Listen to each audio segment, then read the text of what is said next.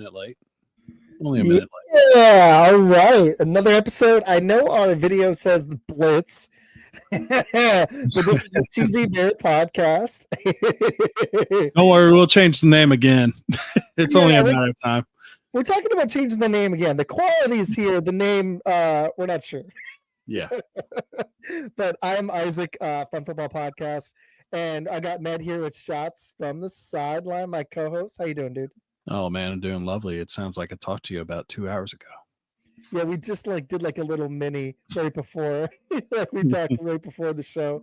We were talking about the conference championships games, which is what we're going to be talking about here today. But we got a really awesome guest, guys. Welcome, Mr. U. How you doing, man? Oh man, thanks for the intro, brother. That intro is slamming, by the way. Thank you. That's all this guy. That's all him, man. I like it. Thank you. Heck yeah. And the guy I was telling you about that's down with the Crimson Tide, him and his brother, that's who commented it right there. For real? The show's on Tuesday nights at 8. So they got a whole Crimson Tide going. So yeah. Roll Tide. That show. I've seen that all over Twitter. We love chat with him, man, for sure. Heck yeah. Well, Mr. Before we get into NFL stuff, and we could talk a little NBA too, but there's a lot of NFL stuff from yesterday at the conference championships. Before we get into that, why don't you tell everybody a little bit about you and your show and when you do your podcast and what you got coming up? All right, there's a lot going on. This life is a long saga, but I'm from New York originally. I live down in Charleston, South Carolina now. I've been doing the podcast thing since 2020. That's probably one of the worst years in our history, but it was probably the most creative and most insightful for me. So that's when I started doing podcasting. It's been a slow burn. Our brand is, they call me Mr. U, obviously, but we got 4 shows under our brand. The sports show is our flagship show. It's called T3, that Thursday thing. And we do that every Thursday nights at 7 o'clock. And I got some assorted shows. My wife and I have a show together. We got an interview show that we have as well throughout the week. And then we have an inspirational show the first Monday, Tuesday, and Wednesday of the week. So we got a few different things going on. We got gardening, relationships, a whole bunch of stuff speckled in together. But our flagship show is all sports. And we do that pretty much every Thursday night. We have fun with it, man. Gives us a chance to meet fine folks like you guys. And a lot is coming up. A lot of change, a lot of evolution of the show, and some of the faces you're going to see. You see some new ones coming in, and you see a lot of change, but it's real good. We are heading 2025 with some super high hopes. Do more collabs, do more shows, more breakouts. We have some fun with it, man, because podcasting is fun. I don't care what they say about us. Yeah, no, man, this is my favorite part of it, is meeting new people like yourself. I didn't know Med before this. I'm in Texas, and I met him. And yeah, man, that's my favorite part about this. And yesterday, JB, there he is. Yesterday was one of my favorite days. Conference Championship Sunday might be my favorite day of football when the games are good, because you remember these games. Like, divisional rounds important, wild card weekend's important. You remember the Super Bowl, but it's cool because you get 2 games. Unfortunately, the Commanders didn't really live up. It was a fun first half, but at least we got one classic showdown, and that's all you can ask for, because sometimes both these games are blowouts and it's not a lot of fun. So I want to say thanks again for hopping on, dude. And no question. This is fun. I'm going to be better about kicking to the guests right away. I got lots of thoughts. I think we got to start that Chiefs-Bills game. What were your thoughts on how that game broke down, what it means for Josh Allen, anything? What was your takeaway from that game? Yeah. You're going to hear papers rustling, because I should do the tab like you guys. I do paper. I'm still kind of in the old school realm, so part of the shuffling of paper. But I think just overall, speaking about Josh Allen, this is, you don't want to get into recency bias and start making predictions the day after, 24 hours after the game. But to me, it just feels like this is one of those mountains that he may never be able to overcome. I don't know why it's like that, but it just feels to me like this is like, you can't get it this year. I mean, the Bills play with house money to start with. I mean, they got rid, Diggs is gone, Gabe is gone, and they got rid of the best center in the league, arguably, and Mitch Morse. He's gone, and a host of other names that I'm forgetting right now, I'm blanking out on. And they got to the title game with Shakir and Hollins for the most part. That's who got them there. And you got to the title game against the world champions. I mean, you can't get any better than that. And the little things that happened, he didn't go Superman and did what he's done in the past with a negative impact. He did what he was supposed to do, what he's been doing all year, and it still didn't work out. That's kind of deflating. It's like, okay, so how do we, I mean, beside the referee influence, which we can talk about if you want to, but what do we do here? What do we do to get over this hump? I mean, what else can they do? You know what I'm saying? Changing out McDermott is not going to be the answer. We hear that in the pipeline, but is that really the answer to get a new coach, to try to new coordinators to start with, to learn from? That was his problem back in the day. Now he got continuity. He has that, and they still couldn't get over the hump because it was just one little thing or another. And that defense, that right there was probably one of the biggest all year. And it's amazing that we can see it, but those folks can't see it. Remember the guy Von Miller? He's played for the Broncos. These eggs almost for the past 5 or 6 games. Goose eggs almost every single game. I'm talking about no tackles for loss, no forced fumbles, no pass defended, nothing. They said maybe a tackle here and then maybe 4 tackles in 5 games. Yeah, that's not going to work out. So that kind of thing right there, along with what's going on the offensive side with the run game too, it's like, can these guys beat them? I'm not convinced. What did you guys see? Because that's kind of how I feel about, in a nutshell, what I saw. I don't really put a ton of it on Allen. I just wish he'd started a little stronger. Like, yeah, you could put some of it on him. I feel like it's more. You definitely could put a lot on him. He almost got picked twice. He almost got picked twice. He's kind of lucky that this wasn't more lopsided than it was, because he fumbled twice and recovered with one hand both times. So that's huge. But not only that, here's the other thing. The play calling was questionable at points in the game, and their defense doesn't hold a candle to the Chiefs' D. Their defense coming up with 2 stops in the second half was actually surprising, because that's rare for them. That defense has been pretty porous, and that was my biggest concern. Coaching and defense matter. Allen played right there with Mahomes. They just needed more of a superhero effort for him to overcome the rest, and he played a really good game. He honestly played. There were some drives and some throws that were just excellent, but against Mahomes, you got to play like A+ football, and he played like B+. B-, yeah. B for me. A couple of the throws might have made it like a B, but yeah, at least he didn't turn the ball over. But I put less of it on Allen than I do that defense, and I don't know if McDermott. They may have to upgrade. He's a good coach, but he's not Andy Reid. He's just not. And the rest of that staff is a significant downgrade from the Chiefs. Spagnuolo was running circles when they needed to around, especially in that last play. You knew he was going to blitz, and they couldn't do anything against it. He could have made the start all over again, because that's basically what you're saying. If the head coach is gone, I doubt very high those coordinators are going to stay there.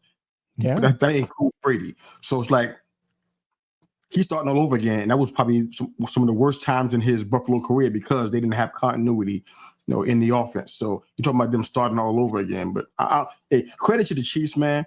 I mean, because they tried the same thing in Week 11 to try to blitz Josh Allen. I forgot the actual percentage, but it was a pretty high, probably in the 40s, and it didn't help him. He converted on almost all of the blitz attempts that the Chiefs did against him. I think they won by 9 in that game, and they went back to the well anyway. Even though it didn't work out in Week 11, he went back to the well and blitzed, I think, at a clip of about 46%, and Allen showed it. Why do you guys think that happened this time and not in Week 11? What made it different? Why did Allen respond to the blitz this time other than the way he did in Week 11? Because I'm trying to figure out, okay, so what's that telling us? What's really interesting is they only blitzed 6 times this game, but he saved it for the fourth quarter. There was 4 blitzes in the fourth quarter. He respected them, and he didn't blitz them a lot early on.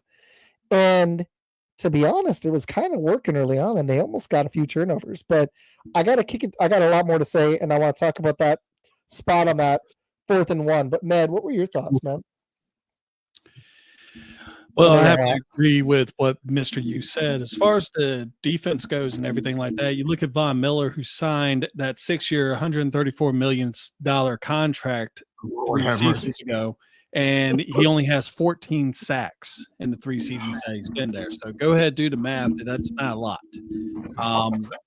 You also look at the fact now this was kind of a game where you kind of said, oh, that's ironic. So remember back in the draft this past season where the Chiefs traded their pick the Bills traded their pick to the Chiefs, picked up Xavier Worthy.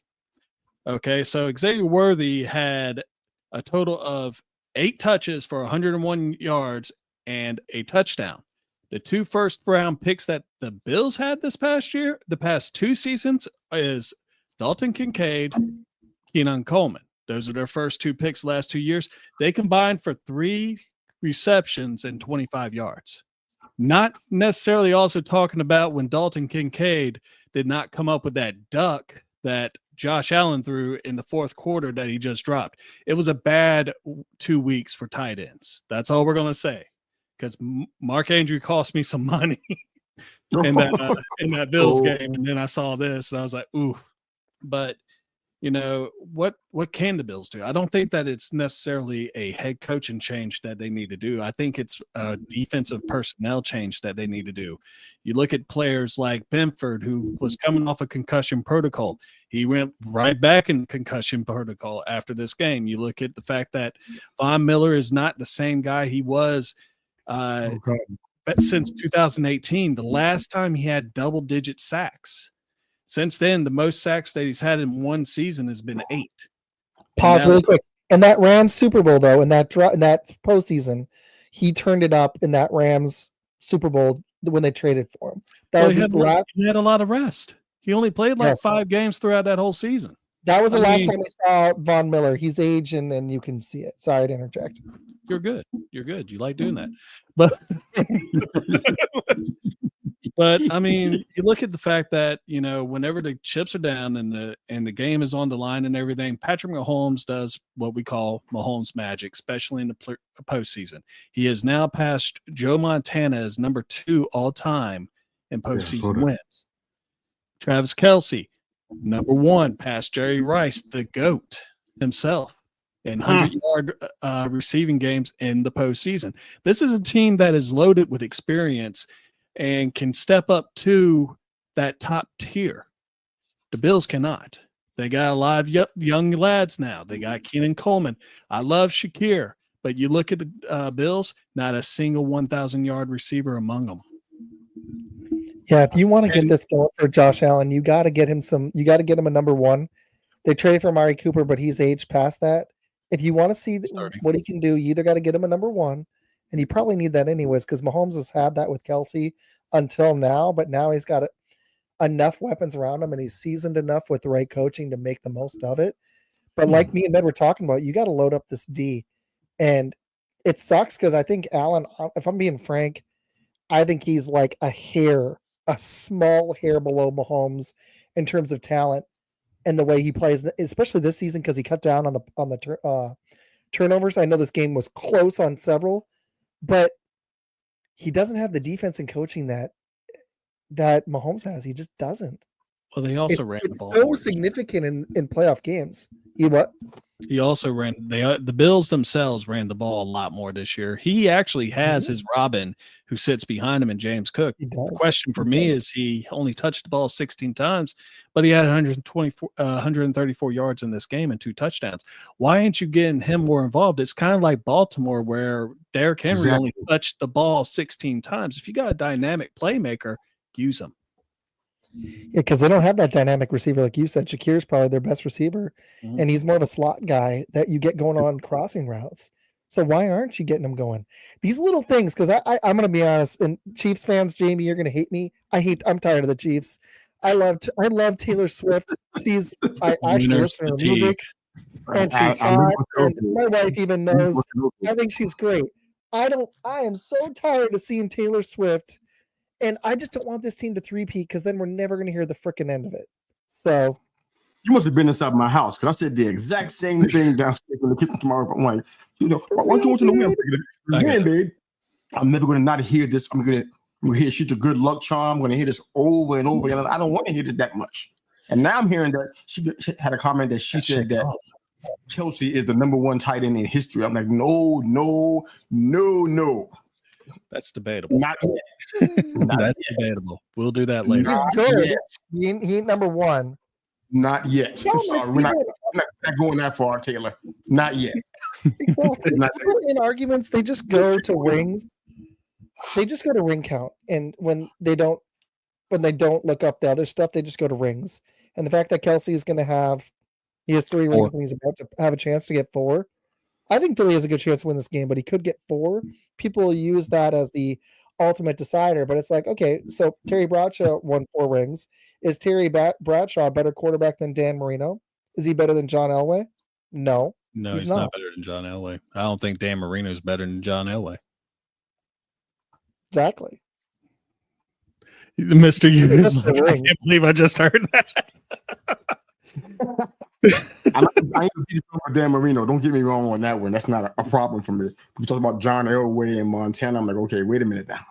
I don't think about the same caliber of people, but that's the rings conversation that makes it a big difference. But he's not in that place there for me.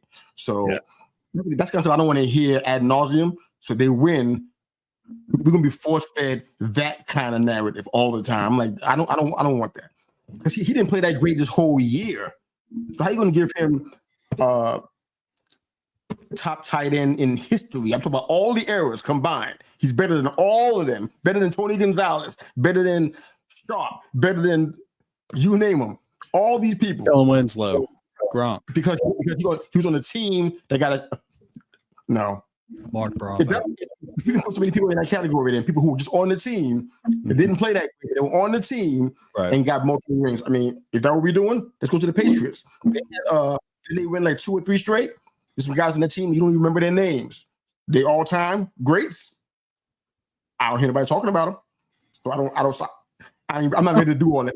That's what I don't want to hear. That's why I want them to win, but they probably will win. But he's out dead inside.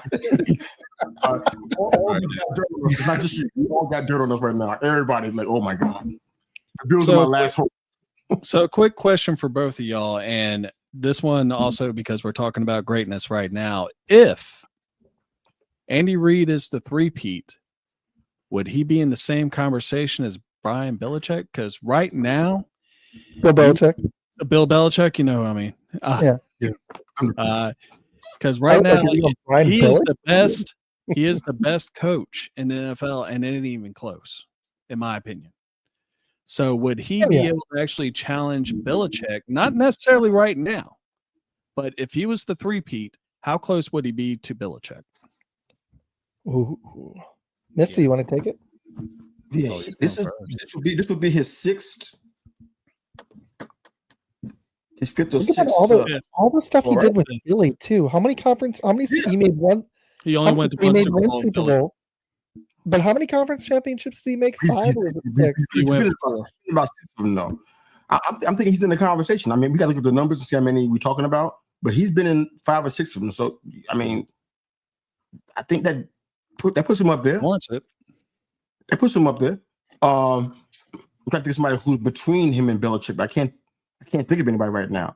Tomlin got a fantastic regular season history, but postseason not so great. So I'm talking about almost 20 years of winning records. So I probably wouldn't put him in the top 2. But Reid should be there. Will he top Belichick? He's got to win a couple more before I can honestly say that. I think if they 4-peat, you probably can sell me on it, and I won't say anything about it. I'm adding in his history, his winning record in Philly too. I probably will say, maybe he's that. So this is lazy. I'm on Wiki, but in 12 seasons. Okay, so with the Eagles, how many years did he coach there? He coached with Philly from 99 to 2012. So what, 13 years? 14? Yeah. Okay. 13 years. This is ridiculous. He went to the playoffs 5 times. He went to 5 conference championships. I thought it was 5 because he went to 4 straight. And then I actually went to the 5th one in Arizona. I saw it live in person. That was sick. I saw Kurt Warner barely edge him and Donovan McNabb to go to that Super Bowl with the Cardinals. So he went to 4 straight from 01 to 04. They pulled the Bills. They just were 1 game short of the Super Bowl.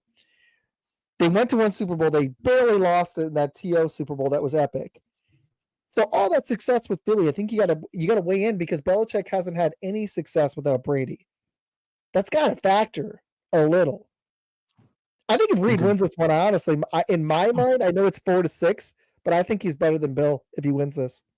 Yeah, he already has 3, if I'm not mistaken. So if he Reed's wins got this, 3, and this will be 3 straight. But factoring in his success without Mahomes, that matters to me. If he wins this one, he clears Bill. I think I'm biased. I think it's Vince. Well, I mean, let's be real about what you said, because I actually got in a little bit of an argument with a couple people today about greatness and associated with other people. If you cannot say that Brian Belichick or Andy Reid is not as great without Patrick Mahomes, then how can you say that Bill Belichick is not as great without Tom Brady? Because to me, just in the Tom Brady Bill Belichick benefited more from Tom Brady than Tom Brady benefited from Bill Belichick, because he won a Super Bowl in Tampa Bay without him. Exactly. Well, no, that's what I'm saying. I think Bill, when Brady retired in his coaching stints before, didn't achieve. Did he even make the play? Has he even made the playoffs without Brady? Once. He made it with Mac Jones. Oh, that one season. And they got destroyed. Oh, wait. And you're right. That one season with Castle. So twice, right? If we're counting that season where Brady tore his ACL. They didn't make it with Castle. Oh, yeah, they're right. They were 11-5 and they didn't make it. That's true. They were 11-5. Different to me, guys, though, because even though we talk about Mahomes magic, Med mentioned earlier, but when it comes to the play calling, I feel like I know that Reed is running the show in that area. In New England, it didn't feel that way to me. It felt like Tom Brady was making a lot of the decisions. I'm not saying he was making all of them, but I guarantee you he had to be making at least 60% of them. It just had to. You can tell by reactions. You can tell by him shrugging off calls from the sidelines and kind of just doing his own audibles and stuff. You can kind of tell that he was kind of running the show, and it wasn't Belichick as much. He was more managing. With Reed, it's not like Mahomes is as great as you want him to be. Mahomes magic and all that. Reed is still he's running the show. He's the wizard. He's the wizard. Yeah. He's running the show on that one. He's Gandalf. Yeah, exactly. Refresh me. Was Reed ever? Did Reed have a health issue 1 or 2 years ago? Do you remember that? I think it was in the off season, wasn't it? Did he even miss time? I don't think he did. Did he? I know he had some health issues when he was in Philly, attack, right? and I know that his son probably causes him some mental issues. I thought it was in the KC and somebody coached for him for a game or two. Is that not right? I'm asking that because in those games you can tell there was a drop off in the offensive play call. Well, it must have been in the off season because he hasn't missed. I'm looking at his head coaching record, which is just stupid. He hasn't had a losing season with the Chiefs in 12 years now, which is just not, you're not going to hear about it because of Mike Tomlin, but the worst he was with the Chiefs was 9-7. He was there before Mahomes. He had success. That's the other thing. He had success with the Chiefs with Alex Smith before Mahomes came in. But no. He's never missed. It must have been an off season or something because I'm looking at the records. He hasn't missed any games. I thought he had. I thought it was him. Yeah, okay. I think it was a heart attack, wasn't it? I thought it was something with his heart. So I said, did he miss a game at least? I think it's something with his heart, but I don't know I know his son has given him some issues mentally because his son's a mess. His son's a mess, but no. But kids. Kids do kid things. My kid just cut. She's 5, and she just cut at school today. She just cut one of her pairs of pants, and we were like, "Why?" Oh, you got a rebel on your hands. That's the worst thing you got going on, man. You're a kid around. The worst thing you got to deal with because there's more stuff out there. Yeah. I remember what you're talking about. I'm trying to figure it out when it happened. I felt like he missed at least one game, and the offense, and they were talking about it. They were commenting about how the offense didn't look right. It was just Mahomes at a horrible. It was something like that. Now I want to find it now. I'm on the look for it. I shouldn't have said nothing. I do real. Now I gotta go. Oh man, we're all trying to find it. We use the Jeopardy music now. It's playing in the background. Okay, so really, my other thought on this, really quick. This sucks for Allen, but I really don't put a ton of it on him because he came back twice in that game, took the lead, tied it back up in the fourth in a really tough environment. He's going against. The one narrative I do hate a little bit is we talk these head-to-head in quarterbacks. They never see the field together except for after the game and at halftime. They don't play against each other. It's Mahomes is shredding the Bills D, and if the Bills want to build this thing up, they need to take the blueprint that the Chiefs and the Patriots did. You get your quarterback, let him figure out the offense, and then you go draft defense heavy. The Bills need to build the championship level defense if they want to compete with Patrick Mahomes. The Bucs had that with that one season with Brady. They had stalwarts on that D, and they made Mahomes run for his life in that Super Bowl. And that's how you beat him. It's really tough. Or you get a guy like Burrow, but that happened once. So that's going to happen again. Burrow, I don't think he's got the horses around. Yeah, So can we discount? I'm sorry, go ahead, brother. I was going to say, Andy Reid was hospitalized. He felt ill after a game, but he never disclosed exactly what it was. But some people speculated that he possibly had cancer, I guess. Ooh. But I mean, I don't want to really go into it that much. But yeah, no, it was back in 2021. Okay. That's fine. I knew it was something like. No worries. Well, I mean, you definitely opened up a topic, and I tell you that. I don't always intend to do that, but so with Allen, you guys don't kind of feel like there's a window here. I know people use the window too much. I know it's overused, probably one of the most overused words in podcast and sports history. But there's a window with Allen. This is not forever. You can't play the game the way that he does. Take the shots that he takes because he got sacked a little bit. And then just kind of say, oh, you got 4 or 5 more years in him. We can't make that kind of assumption. So time is of essence here. I mean, you talk about changing the coach out. You're talking about potentially changing the coordinator because you just know that I just can't see a new coach coming in and say, you know what, Brady, you stay here with us and keeping Babbage too. I just don't see that happening. So TikTok, man, how they going to do this? And it's kind of like reload instead of rebuild. Mm-hmm. That's what they should be doing. It shouldn't be rebuild. It should be reloading because a rebuild would be catastrophic for this team. Do you see that too? No, I definitely see that because when you're talking about a head coach, just hear me out here. I coach middle school. And when you ever try to implement a new system, it's going to take time. And with a head coach, defensive coordinators, it's one thing. Usually it could take a year, possibly 2. The Packers are a prime example. They switched from a 3-4 defense that they used since Don Capers back in the 90s when I was a teenager, all the way up into this past year where they switched with a 4-3. There has been some struggles. And yeah, just a little bit. But I mean, I can't complain about the last result that we had. But anyway, you look at like if you take out a head coach, you're talking about 3-4 years minimum. And and if he is replaced, and let's just say it's seamless, it's rare. Like, how's he going to have the chemistry? I think right now McDermott has that chemistry with Josh Allen. You might want to keep that. Joe Brady, yes, you could say was questionable play calling at once, but they don't have that big play receiver on the outside. Whenever free agency starts, I don't know. I don't have a list of the free agent receivers right now, but I know players like Chris Godwin will probably be available.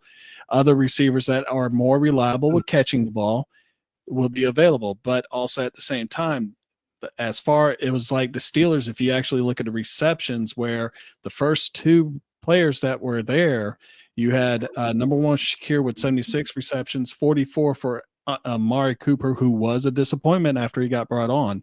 And then the very last one, the third one with 32 receptions, was James Cook. You can't do anything when your running back is your third receiver. Look at the Steelers. And he played. They should have ran them more. That was working. They were at 6.5 yards a clip. They were running it down their throat. Josh Allen wasn't able to run it. They should have been running the ball more. This is that play calling thing. They came on in the second half and they made some adjustments, which I was impressed with, but they didn't come out prepared in the first quarter and they weren't prepared in the fourth. And that makes a difference in games like this, man. Uh-oh. You're right. They're all awesome. You're right. I agree with that. What's up, Janae? Yeah. They need playmakers, man. They do. I'm not gonna say they're trying to win the ball. I mean, they're trying to do it with Davis, and I'm blanking out on the other guy's name. Oh, Gabe Davis and Stephon Diggs. No. I'm talking about the running back. The running back. Ray Davis, James Cook, and Ty Johnson. You made a sick catch that in the wild card game. I was sitting there. I was like, "Ooh, man, you're in the wrong position." They were trying, but it ain't right. They need playmakers. If you're gonna play on this level, because the Chiefs are on another level. I hate to say it. I actually said it's recorded for posterity. I just said out of my mouth. They're on a different level than a lot of the teams out here, and you gotta match that. Not just intensity, but you gotta match that. And the Bills are not. Go up and down the roster. They're not matching that. If you kept on what you had before, if you let Mitch Morse go, that's a game-changing decision right there. To letting him off your team, probably arguably one of the best centers, maybe top 3 in the entire league for quite a while, and you let him out the door. So I mean, there's a whole bunch of stuff that's like, wow, these are really questionable decisions. I hear about the refs here. Janae's talking about the refs. I mean, the 4th and 1 was the call that was egregious. The 4th and 1 was the one that got me, because the other one, the more thought was like, it probably should have just been not a catch, but you didn't see the ball move. That's the problem. There was a couple calls in the first half I didn't like, and it felt influence, especially with that 4th and 1 that was pretty bad in my opinion. But nice choice of words. Mahomes, Kelsey has faded so much. He only had 19 yards in this game. Their second leading receiver was Juju Smith-Schuster, and then their rookie Xavier Worthy finally had a breaking out party. But they don't have their running game was not that great. I mean, Hunt didn't even average 4 yards a carry.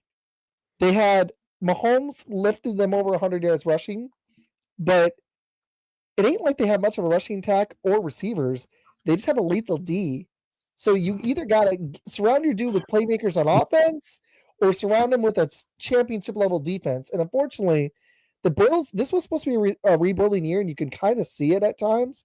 Because Allen had to put on a superhero cape just to get him here.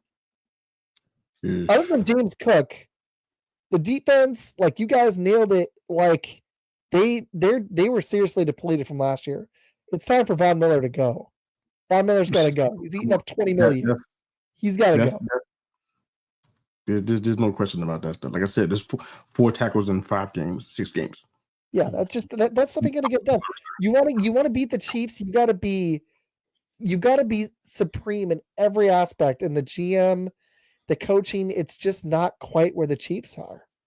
It's just not. I mean, maybe you guys didn't see it in the third quarter. But I saw it in the first half for sure. You seen that big hole in the middle of the field?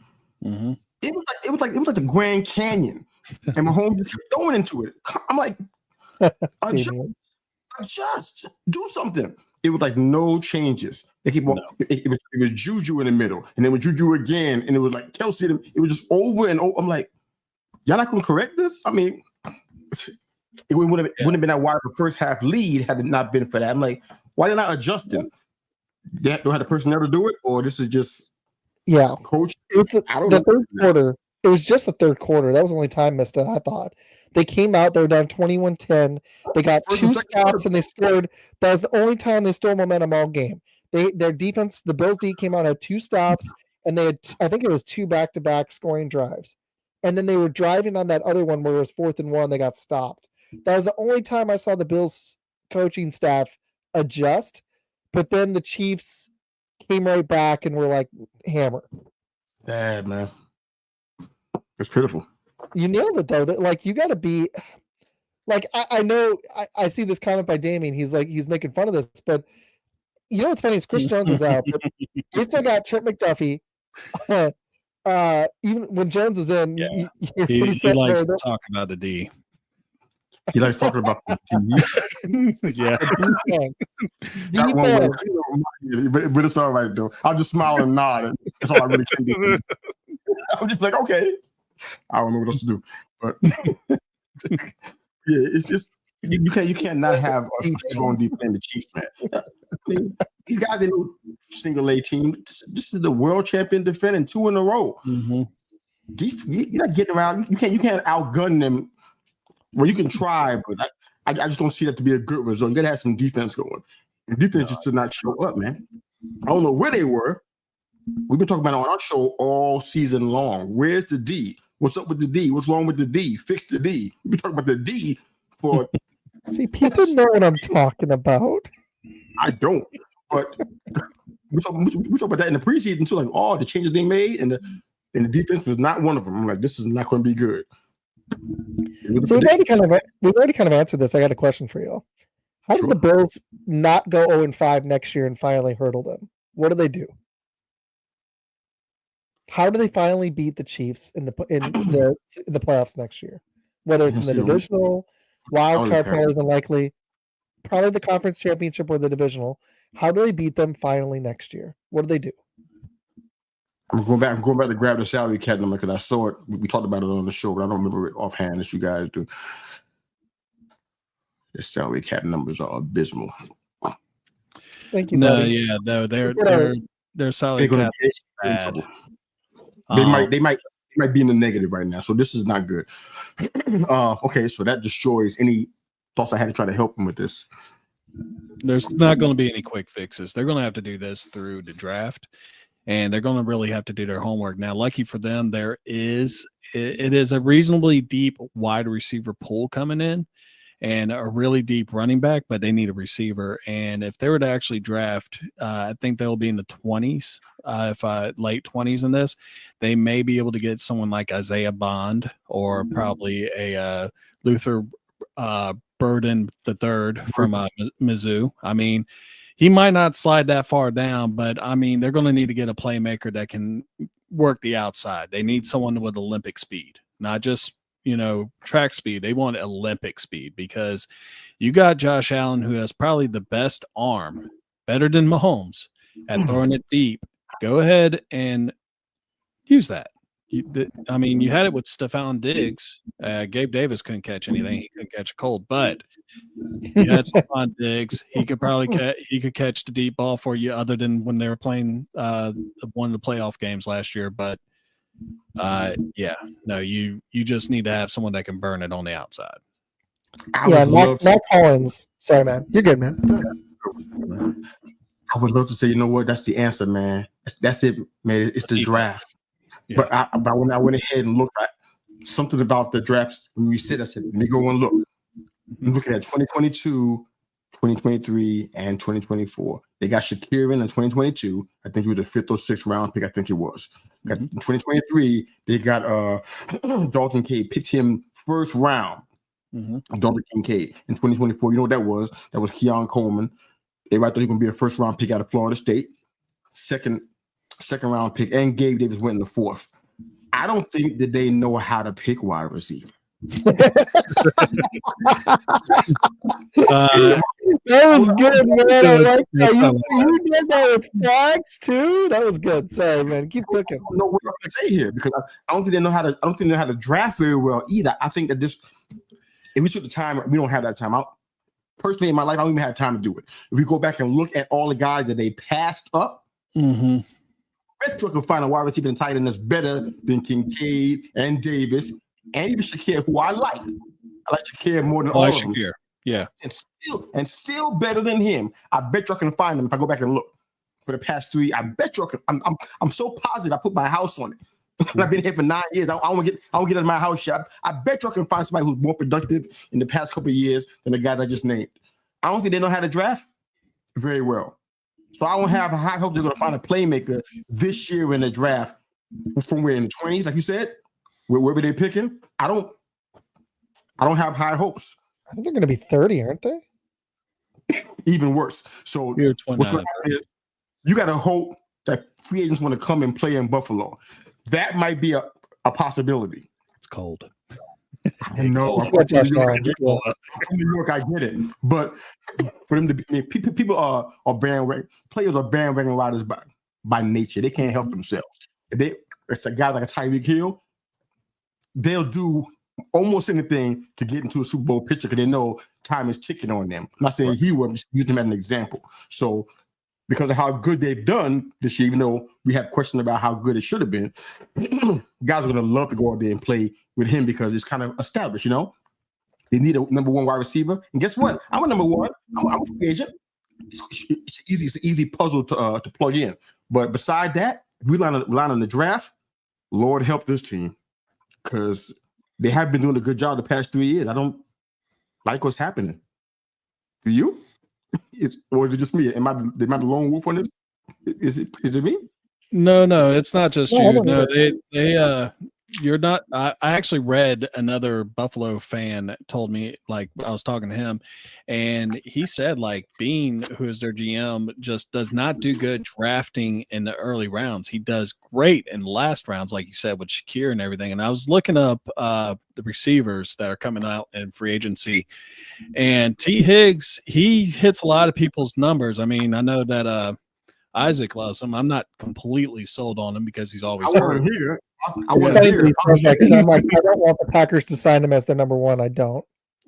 But like I said, you got Chris Godwin, you got Cooper, you got Stephon Diggs, you got DeAndre Hopkins. You got a lot of older receivers, and T. Higgins looks a little bit more palatable to me when it comes to that. So I mean, he's just not really, to me, in my personal opinion, he's too much of an injury risk because he seems to be injured quite a bit. So, and also one other thing to really keep in account, if Jamar Chase was not there in Cincinnati, how will he actually be the number one guy? You know, is he really that number one guy if you really look at it? Because right now he's just getting single coverage. Now, if he went to New York, which I'll be honest, I like that, then he has neighbors taking that too, but he also wants to be your number one. He can't. Not on our team. Not on your team. No, you got a really good 1B. He's honestly better than some teams' number ones. He is. When he's healthy, he's got great hands. He's got solid speed. The problem is, well, Dad, I hope that the Packers, I hope that actually works out. It's going to be New England or it's going to be New York, I think. I wish. This Tom Valente guy. That's my dad. Watching, I like it. I told him I had a show. The T. Higgins thing is interesting, and we got to get to the Eagles game in a minute. But we do. The T. Higgins thing is interesting because teams are going to pay this guy like a one, and I'm going to be watching closely next year.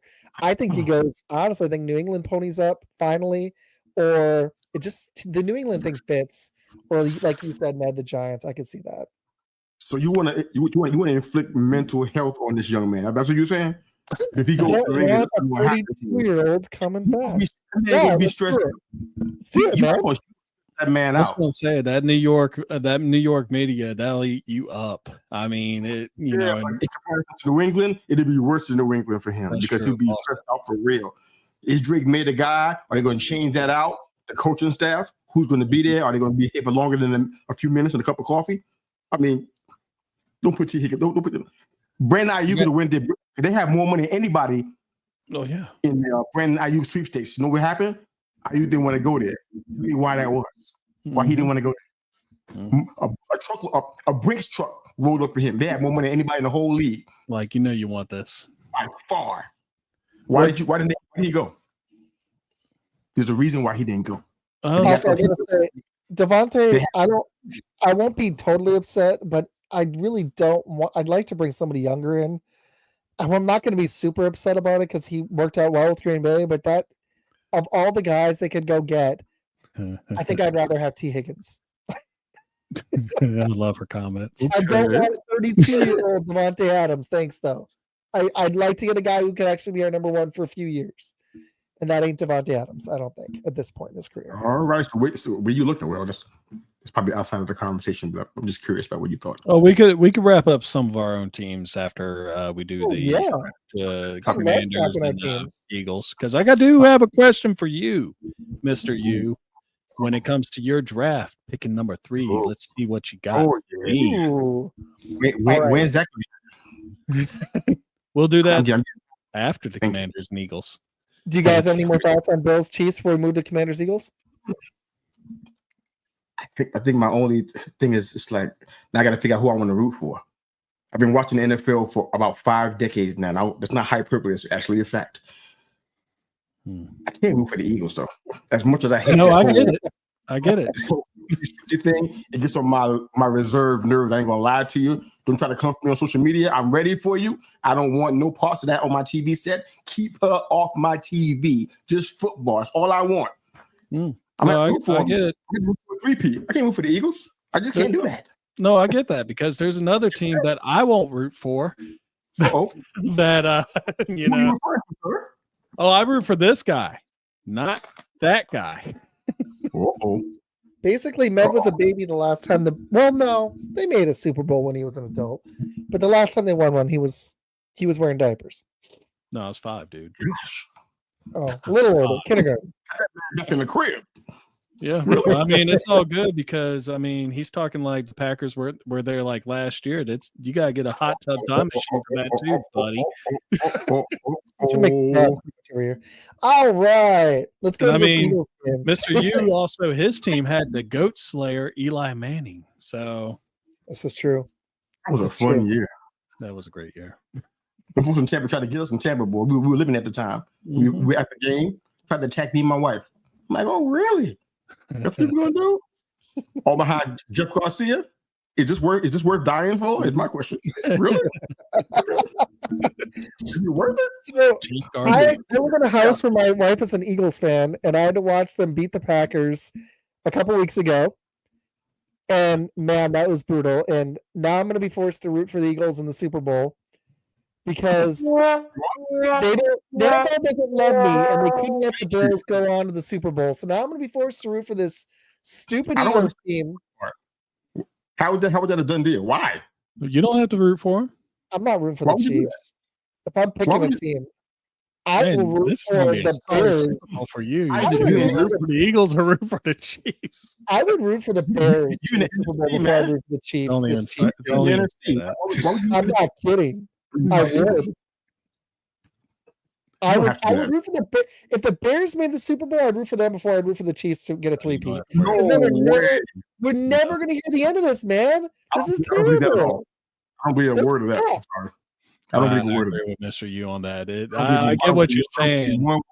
You're saying that because you don't think the Bears will ever do it. That's why you're saying that. I don't believe that one.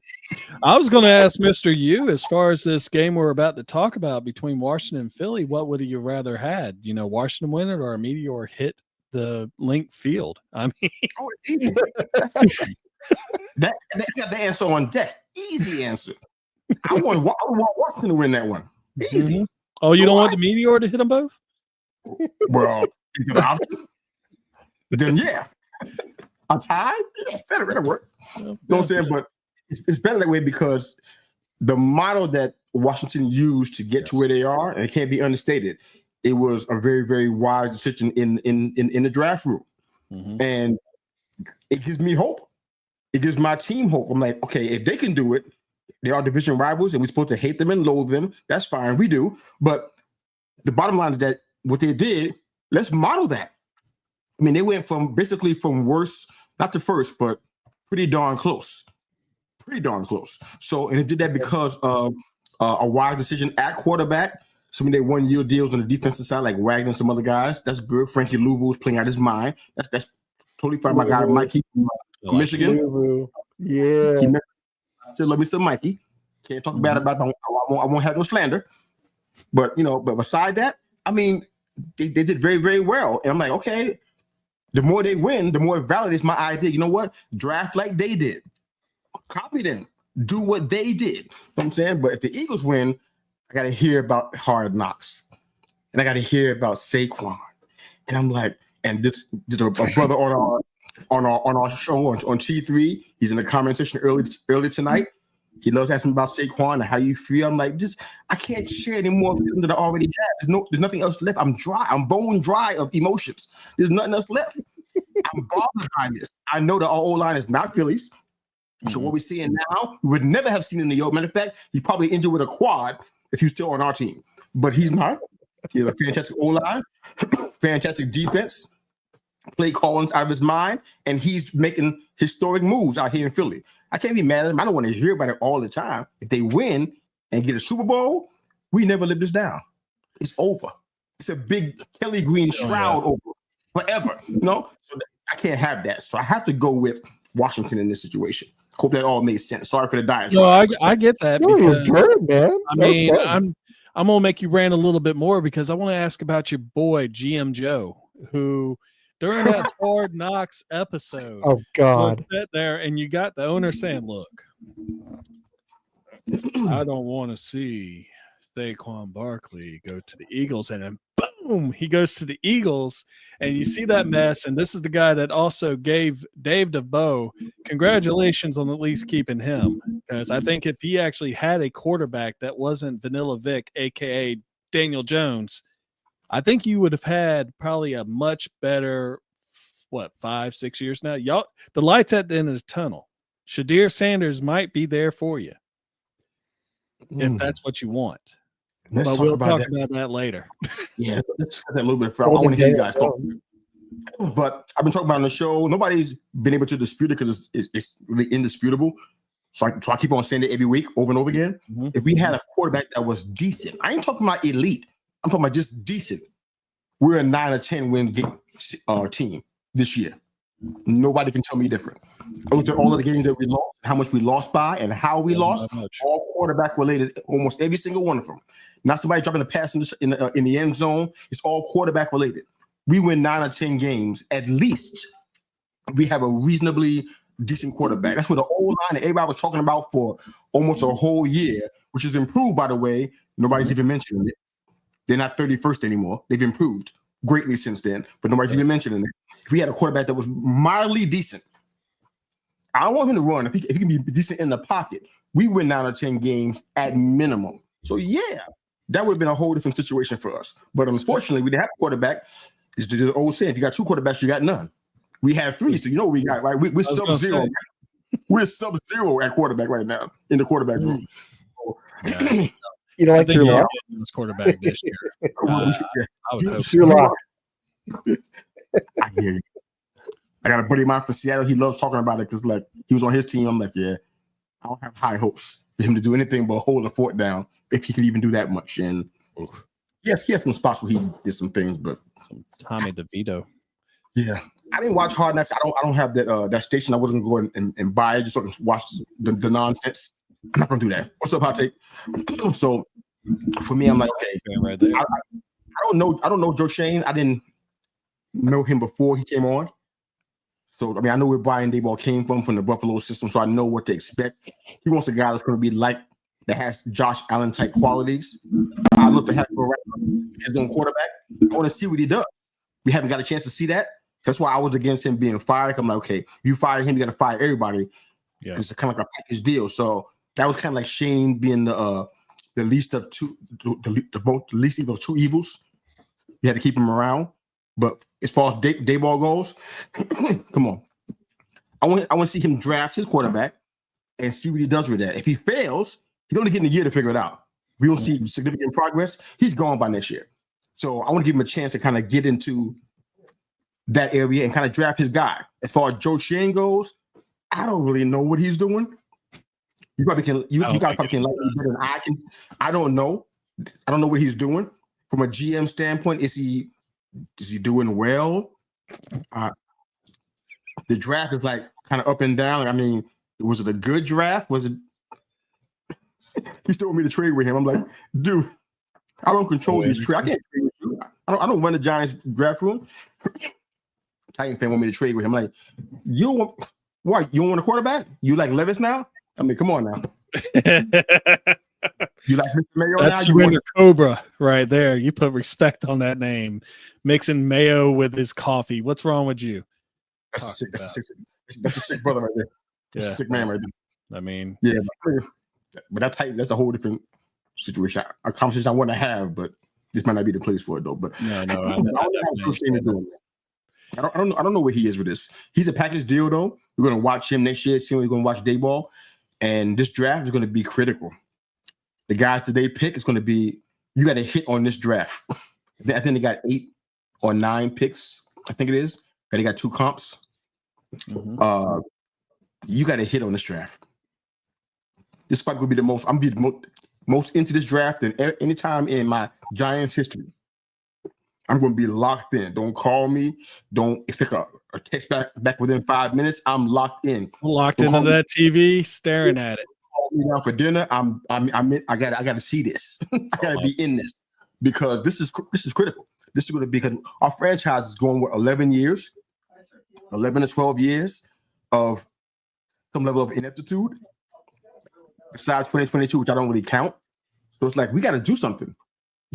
Yeah. I'm right. We ain't got time we ain't got time to mess around.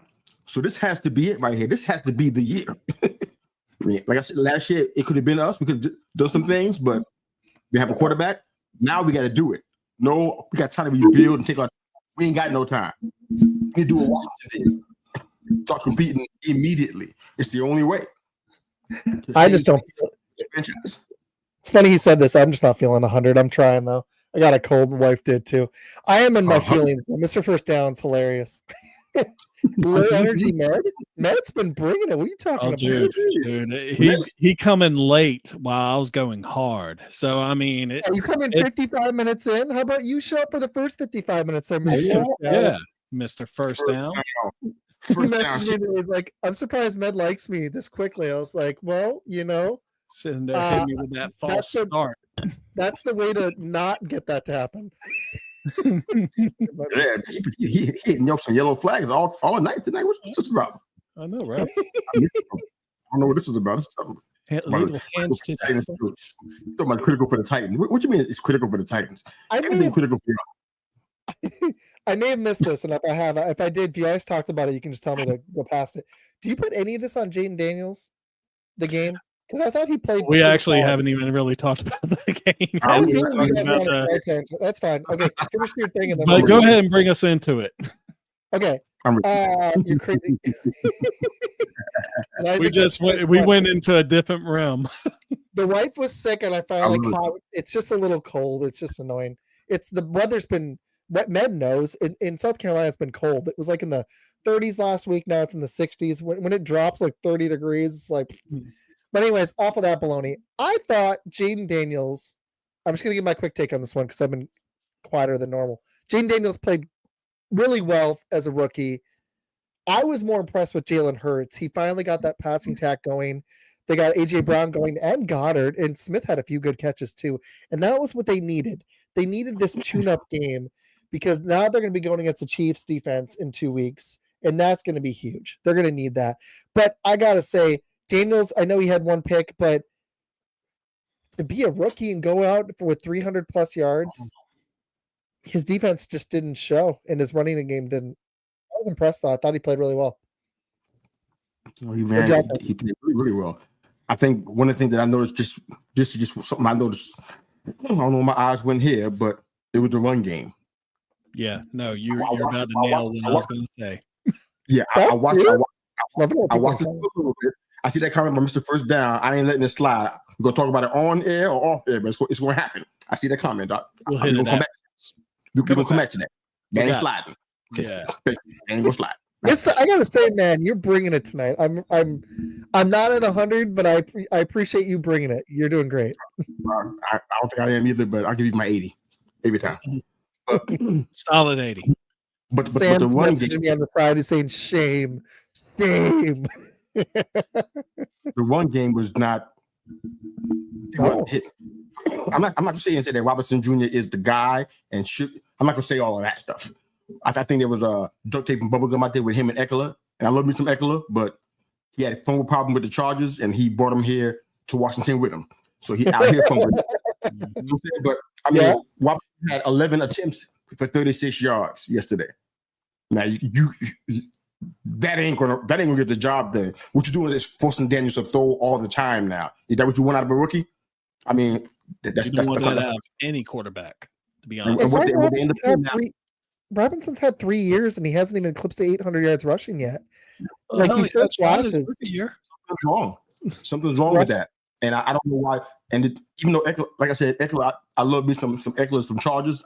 Nothing against him, but you brought him in there thinking that he would help make this better. But it's like he can't carry by himself. He stopped doing that with the Chargers 2 years before he left. He wasn't the prime carrier. I forgot who he was sharing the ball with. I'm blanking on his name right now, but he wasn't even the prime dog even then. Joshua Kelly. Really, it's Scary Terry on that offense. Scary Terry's like the one legit weapon. And it's somebody else he was sharing carries with. Oh, yeah. Over in Los Angeles, it was Joshua Kelly. I remember that because he would I had Austin Eckler in my fantasy football team, and I was like, damn it, it's Joshua Kelly again. You kind of nailed it with the running game. I mean, this was a game where you had Washington when they played against Detroit.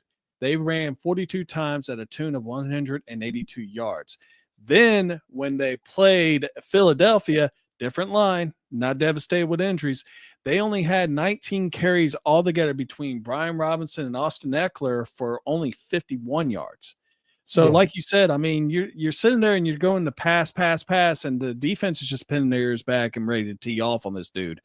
And lucky for them, they don't have the pass rushers that they had 2 years ago with their first Super Bowl run, where they had 4 guys that had double-digit sacks. If they would have had that, Jaden Daniels would have been carried out on a stretcher in this game. No doubt. He had 1 touchdown, 1 interception. He played good. Don't get me wrong. But when you saw, I mean, the first play that Saquon Barkley touched the ball, he scored a touchdown. Second play, he grabbed second play, another touchdown. The first 2 times he touched the ball, he scored a touchdown. So, I mean, and then you're talking about Washington and the 4 turnovers. I mean, hold on to the ball, get some stick 'em, do something. Oh no! Y'all like, yeah, I know. I'm not much younger than you, because it looked like they were spraying Pam on their hands whenever they were sitting there going up in this game. Lord. Yeah, that's not good. That's not good. No, you're right. And the guy I was thinking about was Justin Jackson. That's the guy I was thinking about. Oh yeah, Justin Jackson. Justin Jackson. He was splitting carries with him, and it was already the beginning of the end when that was happening. But man, Justin Jackson. I don't know where I'm at with this. I feel like the Eagles they dominated this game. There's no question about that part. They did dominate the game. I mean, 55-23 is a beat down. That's a beat down. Yeah, I don't think I've seen that kind of score in the playoffs in quite a while. It was a domination completely. But I think like I said, Washington, they playing with house money. Don't be mad. I know one guy who's thinking about jumping off his top of his building. He's a Washington fan. He overreacts to everything. So he's like already on suicide watch. But they played with house money this season, man, because they weren't expected to do this. I mean, I thought they wouldn't even make the playoffs. I thought they just improve and perhaps get out of the cellar, and we'd be in the cellar in their place. I didn't see them doing this. So this is stellar. The team's going to change next year. Like I said, they had a lot of guys on 1-year deals on defense. I'm not sure they're going to give Wagner more money to come back. I'm not sure how any of that's going to work. But the face of that team is going to change a lot on both sides of the ball. That running game, they're not keeping them same guys out here. I can't see that happening. They're going to move on from this because it wasn't really productive. So this team's going to change a lot. I think they're going to go backwards. Nobody wants to hear that. But they're like, oh, no. Washington's on to come up. They're going to Super Bowl. That should be the goal, especially when you ended the season, but that's not happening. If they get into a wild card, it should be very fortunate. I think it's going to change. Philly might take the division again. I'm sure the Cowboys are going to come to some level of improvement with healthy people on the offense. Schottenheimer. There, I was going to say. I'm going to just disagree on that one, but we'll hit that. That's a cherry. I think the Cowboys are going to regress. I think Schottenheimer. That'd be nice, but I don't think Washington's winning the division. So I think they're going to go backwards. So they should enjoy this. This is playing with house money. Like I said, this is great, but I think they do have $99 million in salary cap coming up. What? So yeah. And they got Dan Quinn and Jaden Daniels, and you still got Scary Terry. You reload that D, you get him another playmaker. You still got Zach Ertz. I'm sorry to tell you that, Mr. U. I know you're a Giants fan, and you're sitting there like, damn, we're about to move up. We're about to have our come up. See, I tell folks on our show the same thing all the time because I could tell that sometimes they don't be listening. Mm-hmm. I'm a rational sports fan. I ain't no, oh my God, I'm ready to go kill my. I'm not at that place. I love my team, and I see what's happening. I'm not blind to what's going on. I'm not saying, oh, in the Phantom cause is not there. If I see it, I'm gonna talk about it. If I don't see it, it ain't there. We just lost. So I'm good. You talk about it, man. You say whatever you want to, but I think that team's going to change though, because there's a lot of guys that they got to bring back, and you can bring them back on what kind of deals? How much you going to pay them? Yeah, not about 90 mil. 90, yeah, about 90 mil. I was going to say, and the way I look at it is, I call it the Ezekiel Elliott thing. Whenever they sign that big contract, they go Charmin soft afterwards. So whenever they, he used to get that 5 yards, he'll get that 5 yards. But as soon as he signed that contract, he'll give you 3. He'll run on the field. If you need 5 yards, he's going to get you 3 yards. He's going to get you 3. He's going to run outside. What up, Tip? How you doing, man? I'm sorry, Mista, man. I think that Washington's going to be here to stay. If they got that salary cap, and if they can, here's the key. And Med said this: is we both loved Jaden. Med was even more on him than me, and Med was right. He's right about everything about except being a Bears fan. But he's going to stick with his team. So what do you? It happens. My benevolence has to be it's still a good quality. But anyways, we're both on Jaden if they can keep him healthy, because I had him in fantasy and I won a title. I actually won a title with Jaden Daniels. I was pretty sick. And Saquon, if you can keep Jaden healthy, that's going to be the key moving forward. You got a chance. Philly's not going anywhere. My biggest concern for them, if we want to preview the Super Bowl and then go to our teams in a minute, their lack of pass rush is a little concerning, but that D is legit. And Saquon wants this. If there's a recipe to beat KC, I wish they had a little bit more of a pass rush, but that D is pretty lethal. So I was going to say, Zach Braun really showed he had a statement game. And I know that all the awards and stuff are regular season awards, but I wish that they would actually include a little bit of what they do in the postseason as well when it comes to this. Because Zach Braun, the linebacker for the Philadelphia Eagles, he had himself a game yesterday. He forced a fumble, had a fumble recovery, 12 tackles. I mean, he was all over the field, and he was like that all year this year. So keep an eye on him. I don't know how old he is, but he looked good. Zach Braun? Zach Braun. Yeah. Isn't he one of the candidates for Defensive Player of the Year? Yes, sir. He was lethal. I think he's barely 30 years old. 150 tackles, 3.5 sacks, an interception, 2 passes defended. So that's some stats, man. It's pretty good. Seriously. He's not the best middle linebacker in that division. I think the Giants have that with Okari, but I mean, Giants got some playmakers on D. The front 7 for the Giants are straight. If they just get that back 4. Exactly. Just fix that secondary. You get your quarterback. You can. The Giants. I like you, but that's about it. Is his name Joe Shane? What the hell's his name? What's the GM's name? I forget the stupid idiot's name. Just call him GM Joe. It's like GM Joe, but GM Joe. Joe is gonna GM that team into the ground. I'm sorry, Mr. Real American hero. I love baseball, but this guy. We said it earlier, really quick. When you had that conversation with Saquon and then he does this, I don't know how he still has a job in the NFL, not let alone a GM. How do you have a job? Like, come on. He shouldn't even be employed with an NFL team when he lets David McKinney go and he does what he does with the Packers. And when Saquon does this, come on. I need you to help me with this, because this is something that we sit back in armchairs and we talk about this kind of stuff, and we go on Twitter, and I know I'm there too. I'm saying stuff on Twitter too, but I ain't saying some stuff. I'm saying some stuff. Tell me what you guys would do. Okay, this already happened now. You know that Morris said, this is what I want. Like he's talking to one of his children. This is what I want. And the child goes and does the exact opposite of what I told him not to do. In this case, with all that's been going on with the quarterback and just the whole culture, you guys are firing Shane and keeping Dayball and expecting continuity by doing that. It's not a cute question. I'm just asking an honest opinion. Do you think that happened if you fired Shane and let him go at this time? and keep Dayball there. But all the upheaval they got in the draft, that means a new GM got to come into the draft room, new to the team. And The answer is yes. The answer is yes. Okay. I get no. You know what? That's fair, but I just think maybe it's because of Hard Knocks. But how badly this team. I know that they were in a lot of games, but how even with I think a good coach like Dayball, how they just were so flat because of the lack of personnel on offense. That falls on the GM, man. And the secondary is so porous. These were moves. The dude thought Brian Burns was worth McKinney and Barkley, and he was wrong. Massively wrong. I get building the defensive line, but you don't let two studs go like that. He could have kept them both.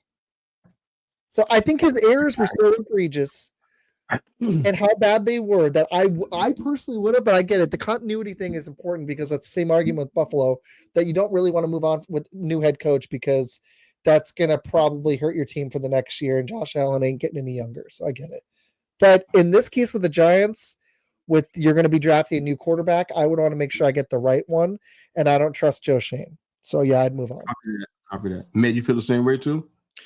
If you were to get rid of Joe Shane, I would actually promote the assistant GM, because that way you can still keep somewhat of some continuity. That's because I fully understand that. But regardless of what GM you put in there, you're going to hit a reset button the following year, because he's going to want his own guy there. And, unless you were to actually hire within house, Dave DeBow is, as soon as Joe is going out the door, a year later, that Dave DeBow is going out the door. And you mean Brian Dable, right? But I'm bad with names today. I literally had 3 hours of sleep last night. You know this stuff. I do know I just don't know names. Soon it's gonna be like Mike LaFleur. Mike LaFleur. Wait, Matt LaFleur. Yeah. Who's Janae saying needs to get fired. We'll get to that later. That's why they both. I mean, that's what I think. That's why I think both of you guys are right. I think that's why they're both still there. Yeah, I think these boys got a rope and an anvil tied around their waist, both of them. Yeah, and it's like when one goes, the other one's going too. But I don't think you need to tie the coach and GM always together. This is a situation where I want to see what Brian Daboll has, because he did a lot with a lackluster team once, and he looks like he's smart enough to figure this out. I mean, he made Daniel Jones look average. Yeah. It's a miracle. Other than Daniel Jones' rookie year, the best year they had with Jones was that year under Daboll. And I'm sorry, that O-line ain't it. They got issues on the O-line. Tracy showed some flashes, but I love Tracy. I liked him, but you really just had him and Neighbors, and that's it on offense, and nothing else. Not even a quarterback. Tommy DeVito. DeVito. No, sir. No, man. This is a rare circumstance. I would have moved on from the GM and kept the coach. If I was the Jaguars, I would have fired the coach, and you can make more of an argument for the GM over there, but not in this situation. But I mean, look at the Jaguars. They're already kind of regretting the fact that they gave T-Law all that money. I mean, it's. Yes, they are. I mean, that's a GM thing too. Yeah, that could be a GM thing too. But Peterson was, that might just be a twofer on that one right there. But back to this Commander game, because it wasn't much of a game, but the Commanders, we'll find out, Mista, because it had been a hot minute since Washington football had been this good. They hadn't made the conference championship, let alone a Super Bowl in over 30 years. Even though they've won 3, it's been a while now. Philly, on the other hand, is went on to the Super Bowl. Effect. Huh? That was the Daniel Snyder effect. I think so. I think this was an FU Daniel Snyder game. This is on my Facebook, so I'm not going to say the word, but I wanted the wife to see it, and got some people in the comments like Janae, so I wanted them to see the show. Clean too, man. I got to do that. Yeah, repetition out here. But here's my other question off the Washington thing. What chance do you give Philly in the Super Bowl? I think the line opened, they're 1.5 point underdogs.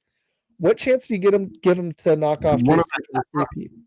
They're not winning that game. They're not winning this game. You don't give them any chance, huh? No chance. I'm gonna pick KC. I want to look bad, but I mean, okay, sure. They have some kind of numerical chance to win the game. Okay, yeah, but it's not a lot. I don't. I'm taking the refs out of this, even though in the back of my mind, like, don't forget about us. I get it. Don't forget about me. We a factor here, but I just don't. I don't see them doing that. And one of the reasons why, what happened in 2023? They completely disappeared. They just went poof, and magically they were gone in the biggest game of their careers for most of these people. And it's like, I've been watching them play all year long. Unfortunately, I didn't have much of a choice. Been watching them play all year long, and I've been watching these little lapses all through the year. The only reason why you couldn't see them because you had your eyes on Saquon, like you had that magician does the magic trick. Look at my right hand. Look at what my left hand is doing. Look at Saquon. Look, he went for 200 yards. You ain't watching left hand though. Lapses on defense, lapses in the secondary room, all kind of stuff. You don't see it. All you see is Saquon. They can't get away with that on this level against this team.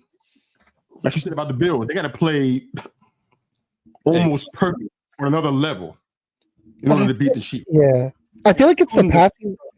Don't you think? I think the biggest issue I'm going to have is I think their defense has a chance to slow down Mahomes.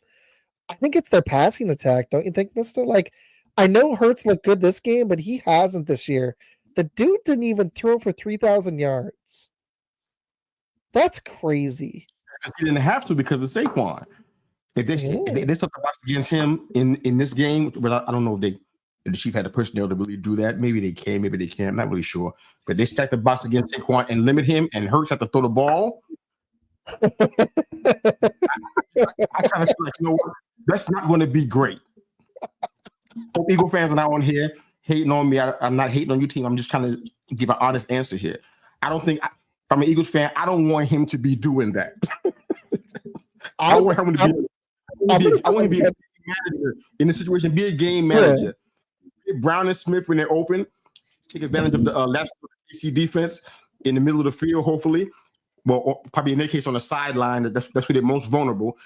Hit Smith and AJ Brown on the sidelines and ball control and wear them down. Do not, by any stretch of the imagination, rely on Hurts to give you 25 out of 35 for 350 yards. Don't. It's not.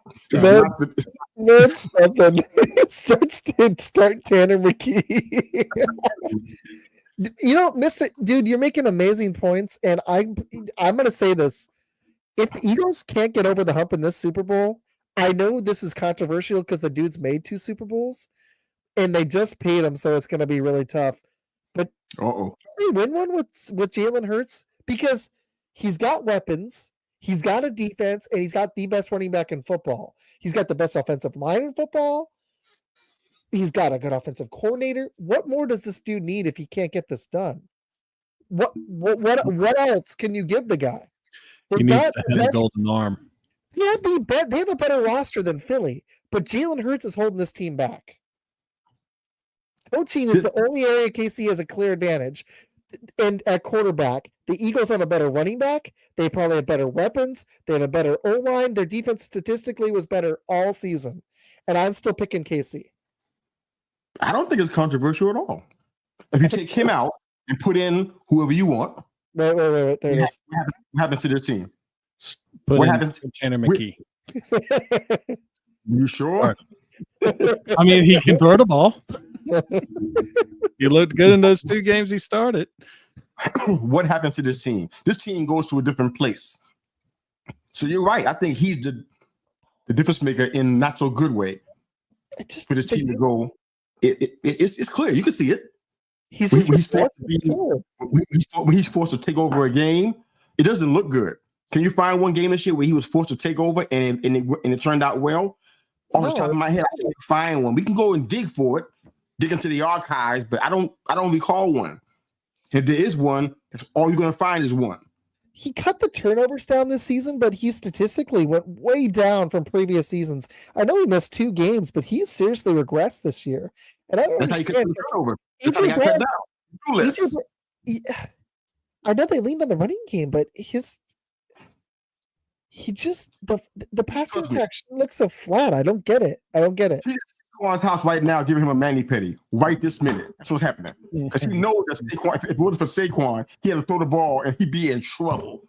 This is why Joe Shane shouldn't have a job, because Saquon is this good somewhere else. Man, trust me. People having thoughts about him before Saquon came over. Him and Sirianni, they were thinking about, you know what? We can do better. Saquon saved both of them guys' jobs. Believe what you want to. That's exactly what happened. And if they win a Super Bowl, it's gonna. And if they do beat the Chiefs in 2 weeks, it's gonna be Saquon. Man has lost his whole mind.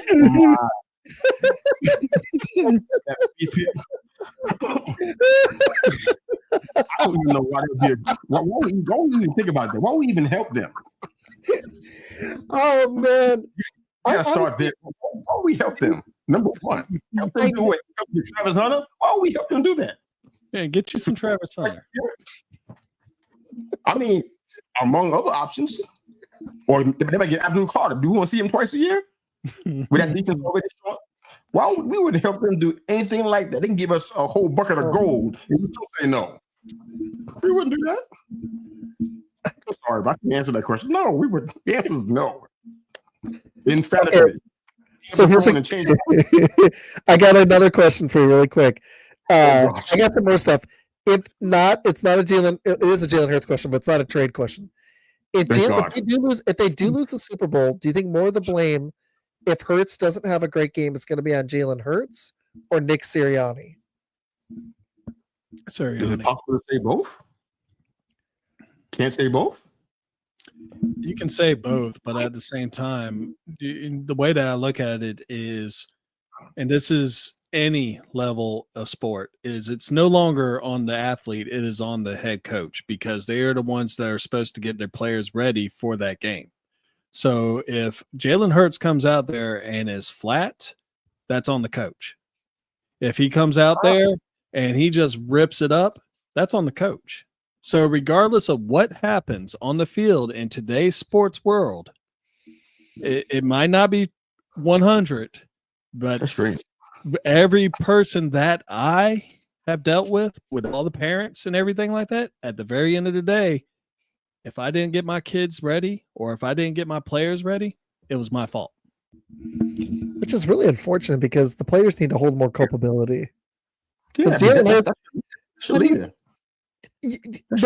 one's looking at Kellen Moore like he's a problem. A lot of people that are like, and Trey Jones is. Oh yeah, that's true.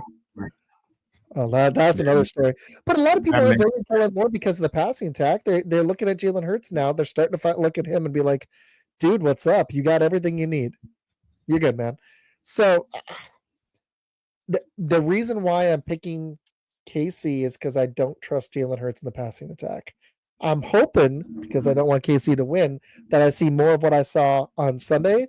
But I think that was more product of the Commanders' terrible pass defense. Well, actually, they were third statistically all season, but I think they kind of overachieved in that regard.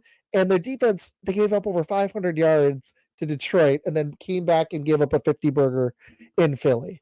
I think the Commanders' D has got a long way to go. And I think that Jalen Hurts, the way he looked, was more of a product of Washington's D than himself, personally. He had a couple good throws, though. He really did. There's a saying, I don't know who's attributed to, but there's a saying that, that winning's supposed to cure everything, or something like that. Yeah. They had a lot of problems going into this season. A lot of stuff that was like, hey, there's a lot of smoke. There must be some fire out here, because there's a lot of smoke coming out of the organization, talking about interpersonal stuff, people sharing stuff on social media publicly that was inside the locker room, that was players only, all kind of stuff.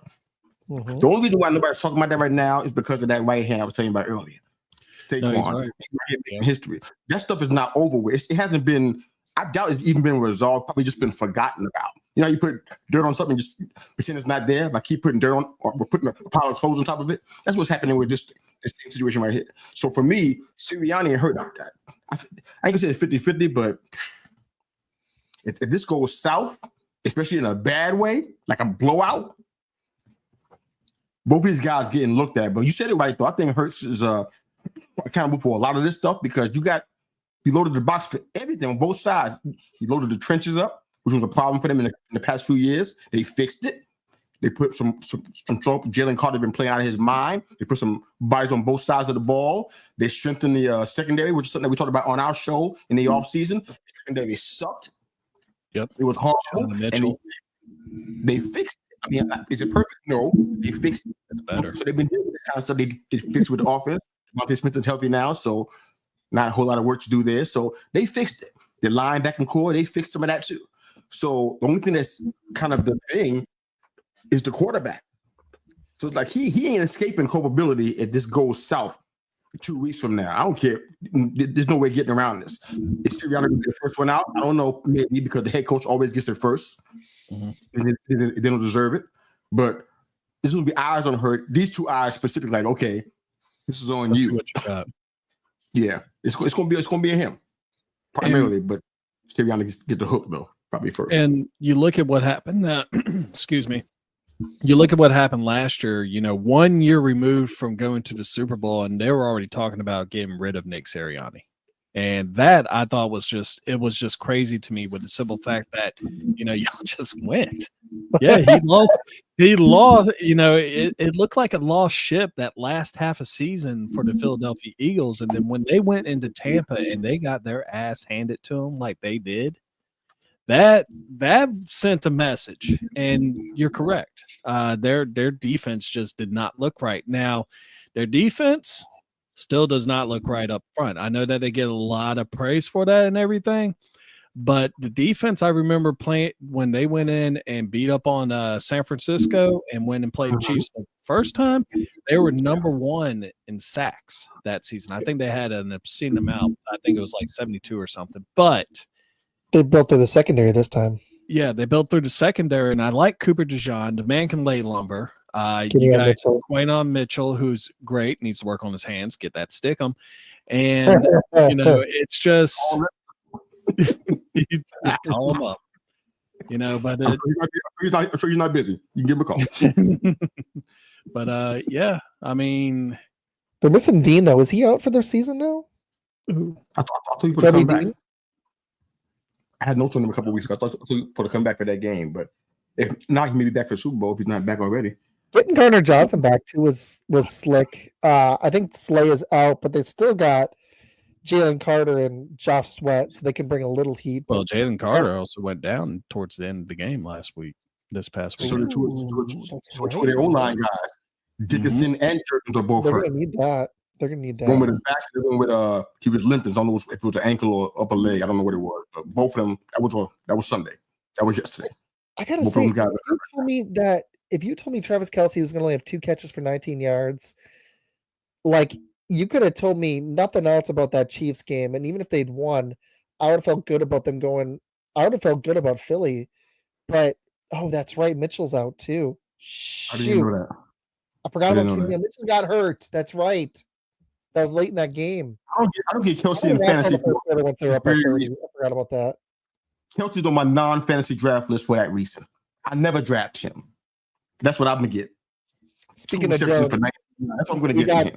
I'm gonna shout out that me and him are doing my show on Fridays. I'm super excited. We're gonna be collabing every Friday. I'm super stoked for that. And the wife is coming on because she's an Eagles fan this Friday, so that's gonna be fire. I want to see that. Shout out. But what we were talking about, there's a precedence for that. Remember what happened with Doug Peterson after they won the Super Bowl?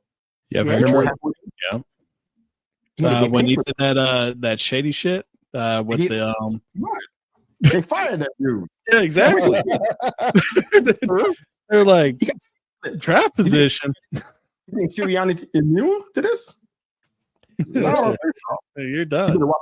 His seat is hot. If they're down that many horses, now I'm feeling even worse about this. But I don't know, man. I don't think that's too late, but can we look at our teams? Can we preview the Super Bowl just a little bit more? Yeah, we can do that. I'm playing with House Monday tonight. Have you in because I'm good tonight. I mean, room for you, baby. I'm feeling better.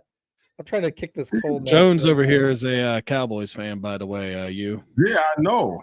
So it's gonna be really fun with my wife telling him about his Eagles. Love you, Jones. It's all good. I still love you, brother. Okay, so Super Bowl, we got the Chiefs are 1.5 point favorites. The over/under is 49.5. Obviously, game in 13 days. Got some injuries now that matter.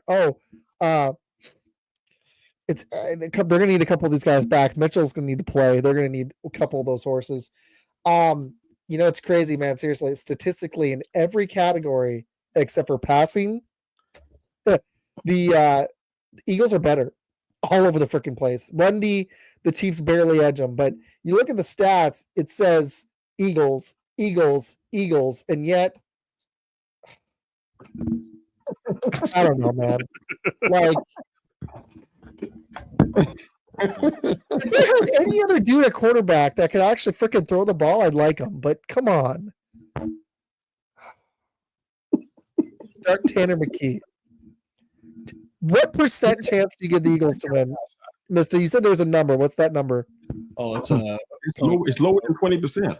Yeah, seriously. Ouch. I can't do any better than that.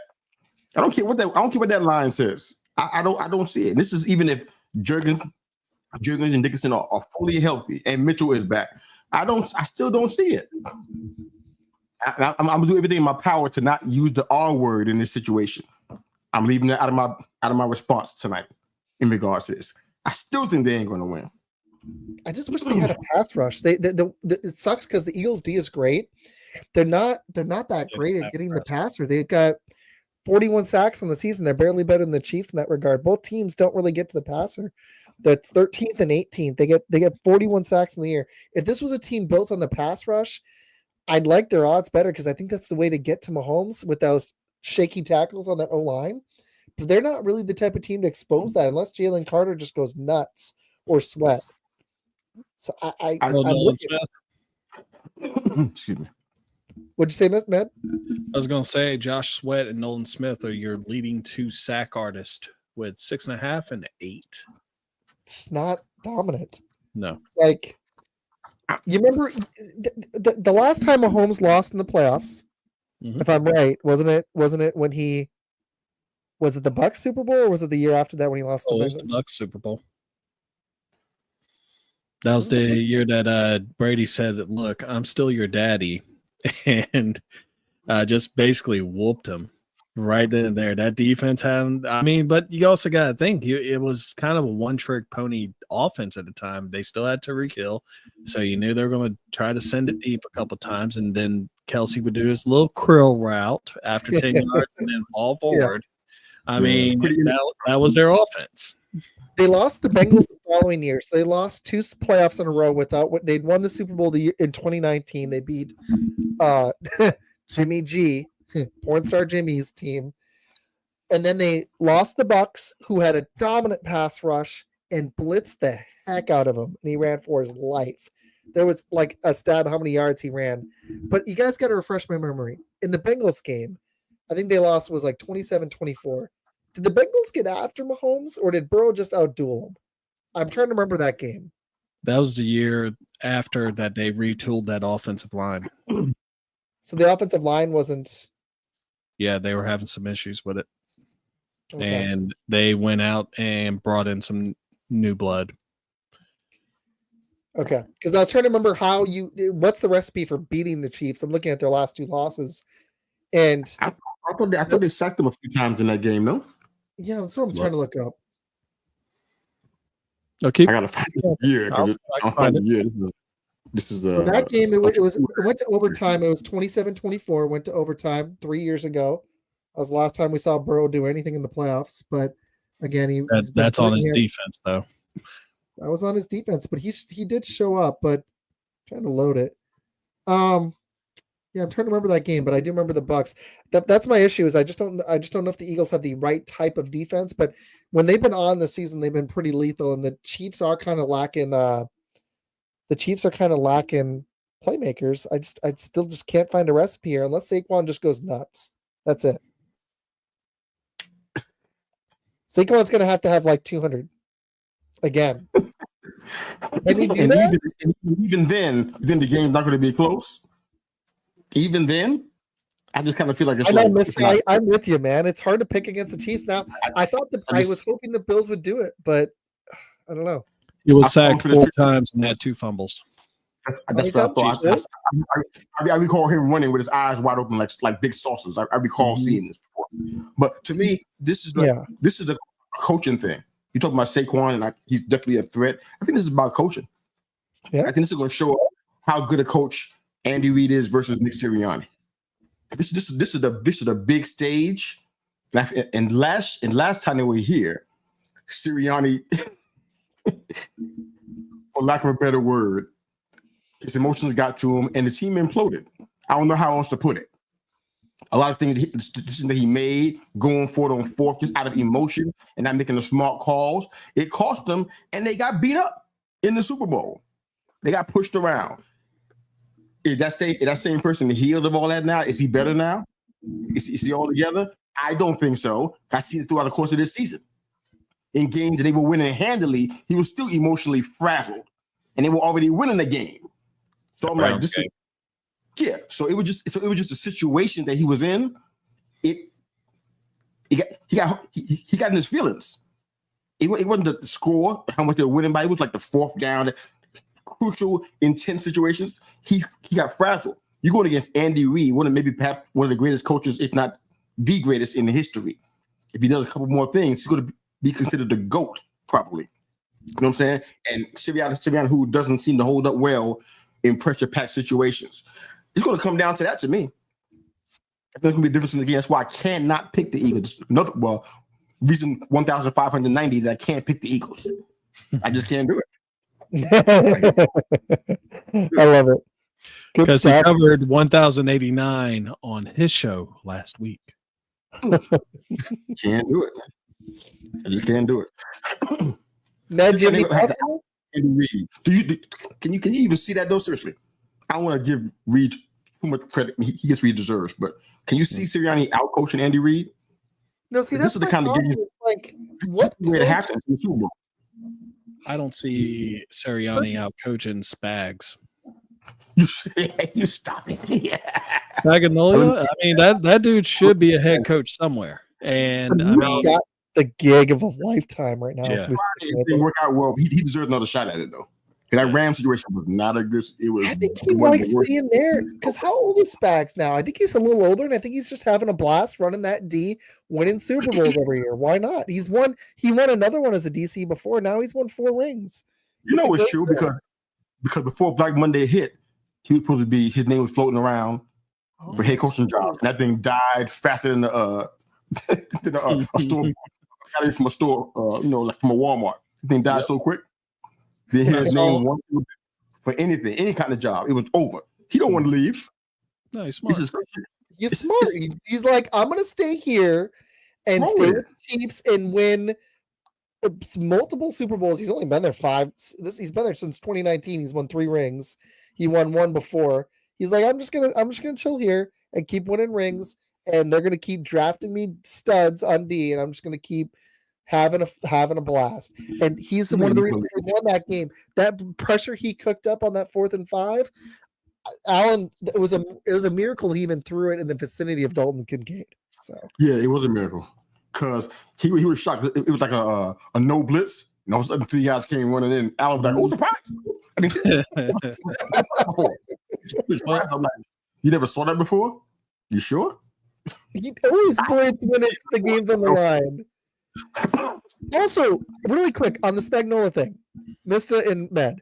When Tony Romo was calling it out in the broadcast, Tony Romo actually kind of got in his bag and did a pretty good job broadcasting for the most part.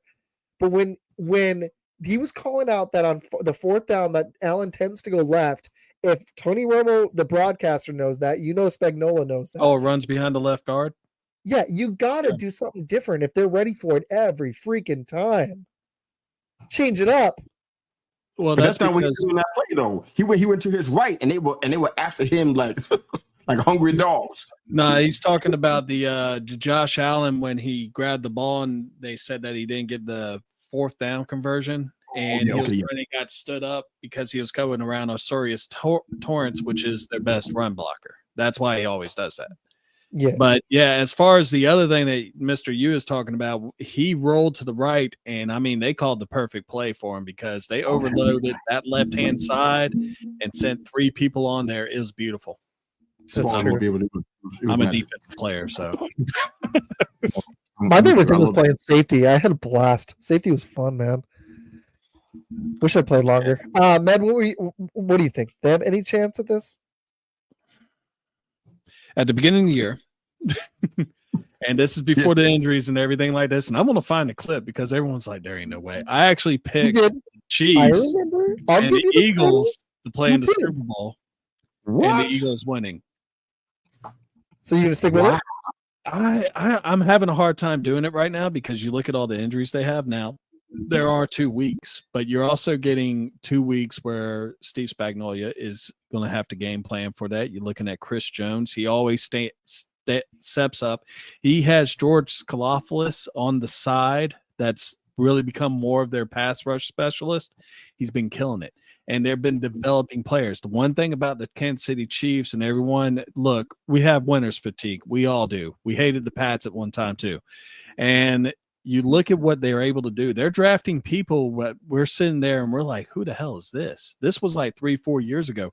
They do a great job of developing, like how Green Bay does a good job at developing quarterbacks. The Chiefs develop everybody, and they are sticking to their formula. They got a great coach. Sirianni is Sarah. I know I pronounce his name, but it doesn't matter because he's going up against Andy Reid, who is the second best coach of professional football history right now. And you look at what he's about to do, and you're about to see a clinic because Spags is learning everything from this man. He's going to learn how to actually get a great offensive coordinator when it comes his time to ascend to head coachmanship in Kansas City. They ain't going nowhere. Patrick Mahomes going to do Patrick Mahomes things. Pachenko's going to run. They got a stable horses in the running backfield. Kareem Hunt looks like he did when he was a rookie. He was eating them up. They got 4 guys out there right now. That's an improvement. They never did that before. Sam Perrine is solid, dude. You got DeAndre Hopkins. You got a lot of guys that are hungry. They're hungry. They still hungry. They've been up at the buffet for like 4 hours and they're Fat Albert and they just keep eating. I don't disagree at all. Sirianni get great run into a buzzsaw. Yeah. And I'm here for it. Thank you, Jones. Peace to you. You guys want to hit your teams before we boogie? We talked a lot of Giants. We didn't talk that much Giants. Who should they take? Number 3? Draft stuff, huh? I wish I could say who the other guys ahead of them are going to take. It's kind of hard to predict that kind of stuff. For me, I'm like, okay, you waited this long, and you know you need a quarterback. So if a quarterback falls from that top 2, we need to go ahead and take that person. That's kind of he's got a low ceiling. I heard all the little criticisms. Okay, whatever. We need to take that quarterback because right now the idea, and this is some idiot. I don't know who it is. If you're watching and you're the idiot, I don't mean any harm.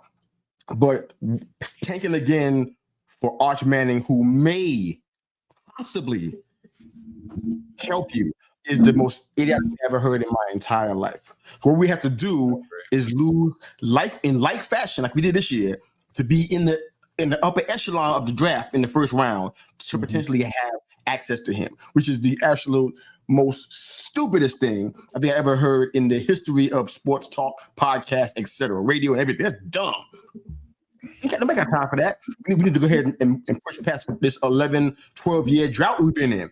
So if a quarterback falls out of that top 2, whether the name is Sanders or Ward, I don't care. Draft his Deion's daughter too as a package deal. He can come to New York. We need to take care of that. Now, if it doesn't happen, in the Titans and Mr. First Down would love that. Get a quarterback so you can replace Mr. Mayo. If that happens in the second team that's picking second, the Browns, if they decide, you know what, 4 quarterbacks better than none, and get a quarterback too, and Travis falls, we'll take Travis there. Yeah. I don't know where he's playing, but we'll take him there. And Either then I think at this point, either Dart or McCord are guys that I thought about getting in the second or third round. I'm okay with that. I like Dart. I like Dart too. I like he's a decent quarterback, the kind of quarterback I was talking about earlier in the show that could make plays, hit open men, doing quarterback stuff. He can do that. I think McCord can do the same thing. I don't want Leonard and I don't want Will Howard or anybody of that ilk. But those two guys, I'm pretty cool with that. And we'll have a quarterback. We'll have some talent that we can. If we have to get Abdul Carter, if he falls, we'll take him. If it's not, whatever. But it'll be good. But we got to get a quarterback in this draft without question. So for number 3, if it's not Hunter, it'd be the Sanders or Ward, I would think. Now, you don't know who's going to try to get to the top. And they're probably going to be calling the Giants to see if they can get in that spot. So you got to decide how much you like Dart. I like Dart, but how much do you like him? Do you like him enough to get multiple, a 1 and a 2 to get into the 3 spot? I would do that because we have needs. I would take that deal. I would try to get 2 1s and a 2. Who would do that in this scenario? The Raiders? Carolina would do that. I was going to say the Raiders would because there's already rumors that they're talking to the Browns about trying to get ahead of y'all. Who? The Browns. They're saying that, and now ahead of them. They had 2. Yeah, they're at 2, but they're saying that the Raiders are trying to talk to the Browns about possibly trading them their number 1, so the Raiders can jump in front of y'all to take Sanders. How many? Wow. That hurts, man. You gotta get one of these guys. You just gotta take a chance. And if that's the case, my question for you is: would you go with Travis Hunter or would you go with Abdul Carter? Because a lot of people are looking at Carter as being the next Parsons, and the last time I saw y'all with a stud linebacker, him being Mr. LT. He won't be LT, but hopefully he'll be close. How would you feel about that? For me, I know Travis is the one whose name is on everybody's lips. They fed me a steady dose of Colorado out here in this Southeast. Right. I see every Colorado game that they played. They came on my television. Why? I'm nowhere near Colorado. I don't understand it either. I'm right there with you. I saw it, and this might be blasphemy, but I say blasphemous things when it comes to sports sometimes. I would take Abdul Carter over him. Because for me, I'm like, okay, where are you going to play? You can't be a two-way player in the NFL. That's not happening. So if you're a wide receiver, you're going to end up being a 2 or 3, maybe behind Wandale. So if not that, you're going to be a cornerback, and Drew's already our guy already. So you're going to be, what are you doing? So to me, I'd rather him go play somewhere else and have revenge against us for not picking him. I'd rather deal with Abdul Carter as opposed to Travis Hunter. That's just me. But we need to get a quarterback. But I'm not one of them Giants fans that's out here, you may cut their wrist because you feel out of the top 2. I'm not doing that. That's too much. That's too much drama. I don't want all that angst in my life. I don't need to do all of that stuff like that. Okay, we won a game that I feel like we should have won anyway. We should have been winning games anyhow. You know what I'm saying? But we didn't. We won that game, and it dropped us into the 4th spot, and then the following week we popped up to the 3. Okay, you want to get a quarterback there? I'll take a dart. I would do it. It's not even going to be a fallback option. I think he's a good quarterback. I would take that. No, it's solid. I'm going back and forth from McCord. I'm not sure. I feel like he has a fantastic arm. I'm not sure about some of the other stuff, but I would take a dart. I would do that. So I'm not panicking. You still got to get a bridge quarterback somewhere in free agency. I don't know who that's going to be, but somebody got to do that because none of these guys are starting for us next year. Don't care who we get. So we got to get a bridge from somewhere. People saying Sam Darnold, like, is he available? Or is the Vikings let him out of the building? I just can't see it. So we got to find somebody who's available. I mean, Jameis is like. I like it. Couldn't even say it all the way through, Jameis. More touchdowns than interceptions, but the interceptions are going to be there. So I guess he made Judy look like a fantasy football god. He was on that. Oh, when Judy was like. Judy was scoring like 30 points to me in fantasy. He was on my bench the whole time. But if you get Jameis, you'll be eating some W's at least in fantasy if you get neighbors. So I mean, true. Did I answer the question though? I hope I answered it. You got it. You got it. Okay, yeah. That's good. All right, I like it. We get to that Titans. About the Packers or Bears? What we should do? If I want to hear that. What you guys picking? Yeah. What you guys picking? I'm gonna let Med go. Med, what you got? Oh, you let him go first. Don't chicken out, man. Oh, I'm never chicken. Or are you I'm talking? Not you. The Packers inside Higgins. Don't do that. Don't do that. It's the Packers. They're going to probably end up going receiver first round anyway, and he wants that. That's what I already know what he's going with. Please get a flipping receiver, dude. McMillan ain't gonna fall, but like, no, he won't. Like, go receiver once for me, please. Just like in my life, like I haven't seen it since I was in your life. You did that before. It's not the first time you picked a wide receiver in the first round. Wait, Javon Walker. Javon Walker in 2002. It's been over 20 years. Thanks for tuning in, dude. Mista U's been killing it. Med's been killing it. Okay, here's the if that's there, girl, man. One of our best fans. She's West Coast Winners girl. Nice. If Igbuka's there at what do we pick? 23. If he falls 23, you just pick Ibuka at 23. You just do it. That would be a good pick. That'd be a great pick. I was telling my dad that. He's like, no, I don't like him. I'm like, Dad, watch this kid. He's got hands. He's got speed. What is there not to like? I mean, exactly. I could do Golden too. He's a year younger. That'd be fine. You can probably get him in the second round. I've been doing my homework. Yeah, that was my thought too. I'm worried receivers sometimes go higher. PFF had him at 23, which is exactly where we take. But Igbuka would be a steal there. That'd be the guy I'd like. I don't expect the kid above him to fall. I don't think Burden's going to fall that far, but oh my gosh, that'd be a godsend. The problem is the Packers have this dumb philosophy to play cheap with they don't like to use draft capital on skill position talent in the first round. They haven't taken a running back, receiver, tight end since Javon Walker in the first round. Sadly, you can go Google it, but it's freaking true. It's stupid. We just don't do it, and it's annoying because it held the late period Rodgers teams back with only Devontae. They like to home grow their talent, and I'm not saying we have terrible receivers because we don't, but we don't have a number one, and we can't get rid of Jordan Love. We just paid him, so find out what he's got, get him some weapons. You got the running back in Jacobs. He's a stud. Go out and get some weapons. That's what I would do. And Matt agrees. So I like it. Yeah. There's some cornerbacks being mocked to your team at 23. Well, that's because they're probably going to let Stokes go. And I think he's been kind of a bust, frankly. He's had moments, but they're talking about letting Jair go. And they might go flip him.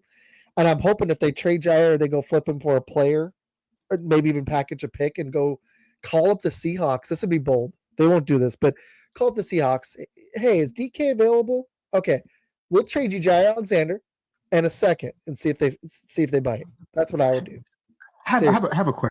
I have a question about. I'm laughing at Miss question. I'm about to come back to that. But I have a question for you about the Packers. You guys got a wide receiver. Tell me why you don't like what you have. I'm not trying to be cute. I'm really asking a serious question. You got Romeo Doubs. You got Christian Watson. You got Wick. And then you got, I'm blanking out on the fourth person, but you got four wide receivers for sure. Watson, Doubs, Reed. Here's my issue. When you look at all the other teams in the NFL, yours, I would take Malik Neighbors before any of those dudes. Do you agree? Yes. I like Jaden Reed a lot, though, but yes. I do like Jaden Reed. I think Jaden Reed's a really good number 2, and he'll look great as a 1B or a 2. Watson's too injury prone. Dubs complains and is up and down. He's a good red zone target, and Wicks drops the ball a lot. I think they would all fit better in their roles with a true number 1 around them. Like, look at the Bucks. They have Mike Evans. He's way better than anything we've got. Even Meds Bears, I would take DJ Moore or the potential of Roma Dunze before I would take. I don't know about Dunze. Reed might be a wash, but DJ Moore is better. You lost me on that part. You lost me on that last part. I don't know about Rome. I don't know about that one. Vikings. I'll admit that one about Rome, but I don't. Is he? Yeah, not Rome, but DJ Moore. I don't know about that. But the Vikings got. I didn't think that. I'm trying to remember the other guy's name in Washington. We played him in the Natty. I can't remember the other guy's name, but I thought he was the number one. I can't remember him. Jalen Polk, who went to New England. Yeah, I thought. No, he's solid. Was it Polk? They got McMillan, Polk. I didn't think that was the number one. I didn't. In what I saw in that game, I didn't see that at all. But sorry, that was a side. No, you're good. No, you're it's good. just when I look at all the other teams, like the Vikings have Justin Jefferson and Addison, they're probably both better than anything we've got. Jefferson by a mile. Oh, the Lions got Laporta, St. Brown. I could just list so many teams. They have true number one. Some of them even have a second target that I like better. I'm not saying a receiving core is a bunch of scrubs. There are teams that are way worse off. But if you're going to pay your quarterback $55 million, go out there and get him some weapons. So Ibuka is the target for you, the number one guy. That would be gosh, yes, yeah. So you like all the guys? You like him better than all the guys you named just now? Oh, I mean, if Burden falls, you're just that's not going to happen though, is it? Like, I mean, you got Trey Harris from Ole Miss. You got Isaiah Bond from Texas. I mean, you got some. This is a deep receiver core class. So, I mean, Mr. U's going to probably get his number 2 receiver in this class. I would hope so. Who's that going to be? That'd be great. Who's that? If I was y'all, I won't want to fall to the wide receiver 3 because he's not a wide receiver 2. I don't want to. Yeah, Wendell is he's a 3. So I would go. If I was y'all, I would actually go with Isaiah Bond because he has that sprinter speed on the outside. Whoever you get for a quarterback, hopefully he gets an arm and he can fling it deep. I mean, you already got Neighbors, who's a deep threat anywhere. In fact, Neighbors is a threat anywhere on the field. But I would go with Isaiah Bond. Dude has hands. Yeah, just check him out. Check out his highlights. Golden, Matt Golden is also. They're both in Texas, so you could just watch a Texas game. And yeah, no, they both lit it up this year. Yeah, I was on the draft show on Friday. I got a chance to learn about some of these guys that I haven't done my draft stuff yet. It's kind of early for me. I don't do it until February. So I was on the show last week. We're gonna have to come on for one. That'll be good. 32 mock was that was so much fun. I've already been doing some mocks, dude. It's been fun. They get views too. They get people eat them up, and it's a blast doing them. So I like it. It's fun, man. I just Bond fall all the way into the second round. So here's the thing. I'm seeing I want to see like the combine and all the pro days and all this stuff because these can't watch no combine, man. But no, yeah, you're right. It's hard. It is a hard watch. You're right. It is a hard watch. If they want, if an NFL team wants to pay me to go up there and watch something for them, then yeah, I'll do it. But I would gladly. You want to pay me to go meet Joe Shane and tell him to his face that he's a dummy for letting Saquon Barkley go? I'll go do that in a heartbeat. You will definitely not be working for the Giants. Also, thank you for Xavier McKinney too. Thank you for the gift that is Xavier McKinney. That one hurt my heart. That one hurt my heart. For real. Okay, but just to answer, Ibuka is the one I think that'll be there for us, that I like the best at this moment. But like you, I haven't done a massive amount of research because I dive in once the season ends, and I'm still in playoff mode.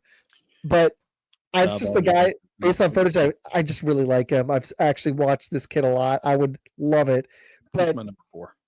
So you'll probably get Ibuka. Who's your number 2, 1, 2, and 3? Number 1 is Tet McMillan. Number 2 would be. I love him. Yeah, I mean 6'5", 4.5 speed, solid. McMillan might go top 3. I got Burden the third from Mizzou.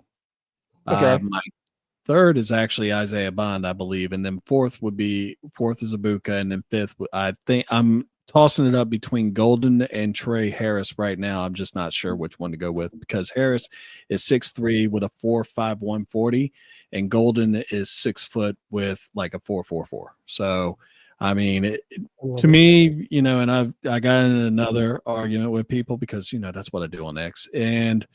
Yeah, baby. Mr. You see me in action. But It's at the end of the day, you got to think about the speed because, everyone's like, and, whenever I like what you said, because whenever you get a chance to get your guy at quarterback, I know some people are sitting there and they're like, oh, you can get a quarterback in the third round. There's a hell of a drop off between a first round quarterback and a second, third round quarterback because okay, you got Jalen Milroe. Okay, where's he going to be? I mean, I'm an Alabama fan. That was the most frustrating year I've ever seen. The last 2 years, and kryptonite is Michigan with that dude. He would fumble every damn thing as soon as he ran off to the sideline or anything like that. Anyway, you can coach up someone, but you can only coach up someone so long. Yeah. So, I mean, all the talent in the world, if you can get him to knock off the inconsistencies and stuff like that, you got your dude. You got Mike Vick. Football talk with Bo. We got to bring him on sometime. He's awesome. Yeah, he's great. Me and him started this out together, man. If it wasn't for him, we started working together. We were the first ones. We were the guinea pigs. So, man. He puts on a great show too. Other stuff, but I love him, man. Good guy, man. Yeah, I was a bomb. I can't do a wide receiver under a short wide receiver. We already did that before. We never had guys win the 50-50 battle and stuff. We never had that. We haven't had it since. I won't go back as far as Steve Smith was like 6 foot 5'11" or something like that.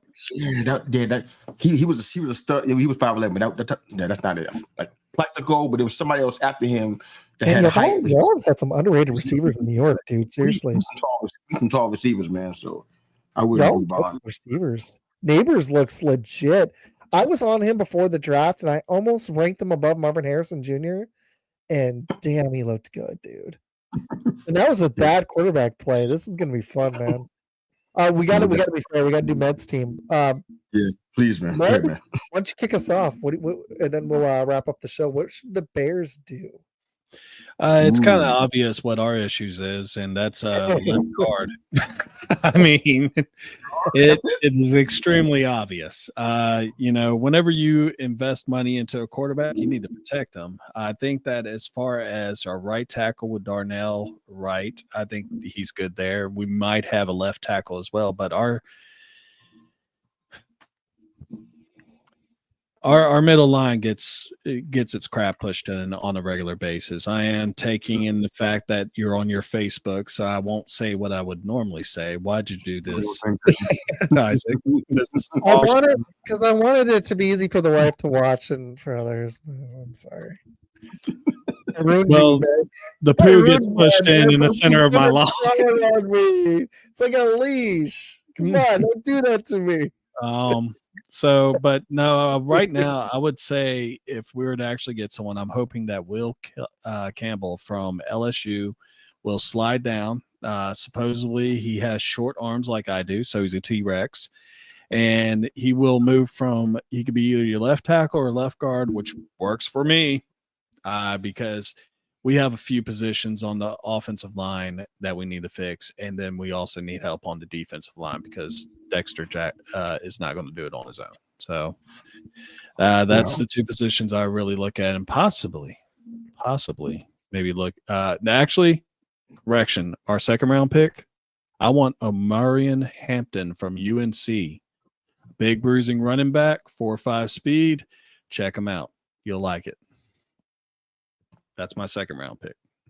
I think I'm going to have to say no to your trade request. I was thinking about like, I don't know. If Isaac doesn't want him on his team, why do you think I should take him? I just trying to find a way to get rid of him. Trying to find a clause in his contract to get rid of the guy already. So why do you think I should take him? Because you have a number one receiver. Do I? You do. You sure? I'm positive. I said, do you have a number one receiver? You have number one. No. Packers do not have a number one receiver. Yeah, he has a number one. I really see the thing is, That was my question. The Giants got Malik Neighbors. If I could get Malik Neighbors on the Packers right now, which would never happen, I would do it in a heartbeat. I'd give up 2 number ones for the guy. Huh? I'd give up 2 number ones for Malik Neighbors for sure. Can one of the ones be in 2027? Would that be okay? I mean, if you got Jordan Love, I mean, you're going to be straight in the 2027. Man, you're going to say something fun there. I know you were. I was going to say, if you get Jordan Love, I don't think you want your number one for next year because you'd be playoff bound. I think you're with Tracy and Neighbors. I think y'all need to just get a couple more weapons, like a number 2 receiver and possibly another running back committee. Neal or somebody. Yeah, we need to do something. Yeah. I like it. There you go. Oh, see, he been trying to give away DK for a long time. Nobody wants to take him. DK. I'll take DK. Give me DK. I'll take him too. He got to just get rid of that green hair. I think we'd all take DK. I'll trade Roma Dunze, send him back home for you. I would take him as long as I already have a quarterback in the first round. Then I'll take DK for my second. If I don't have that, I got to hold out for Dart. If I could get DK for a second, I'd do that in a heartbeat. Just do it. See, I would do that.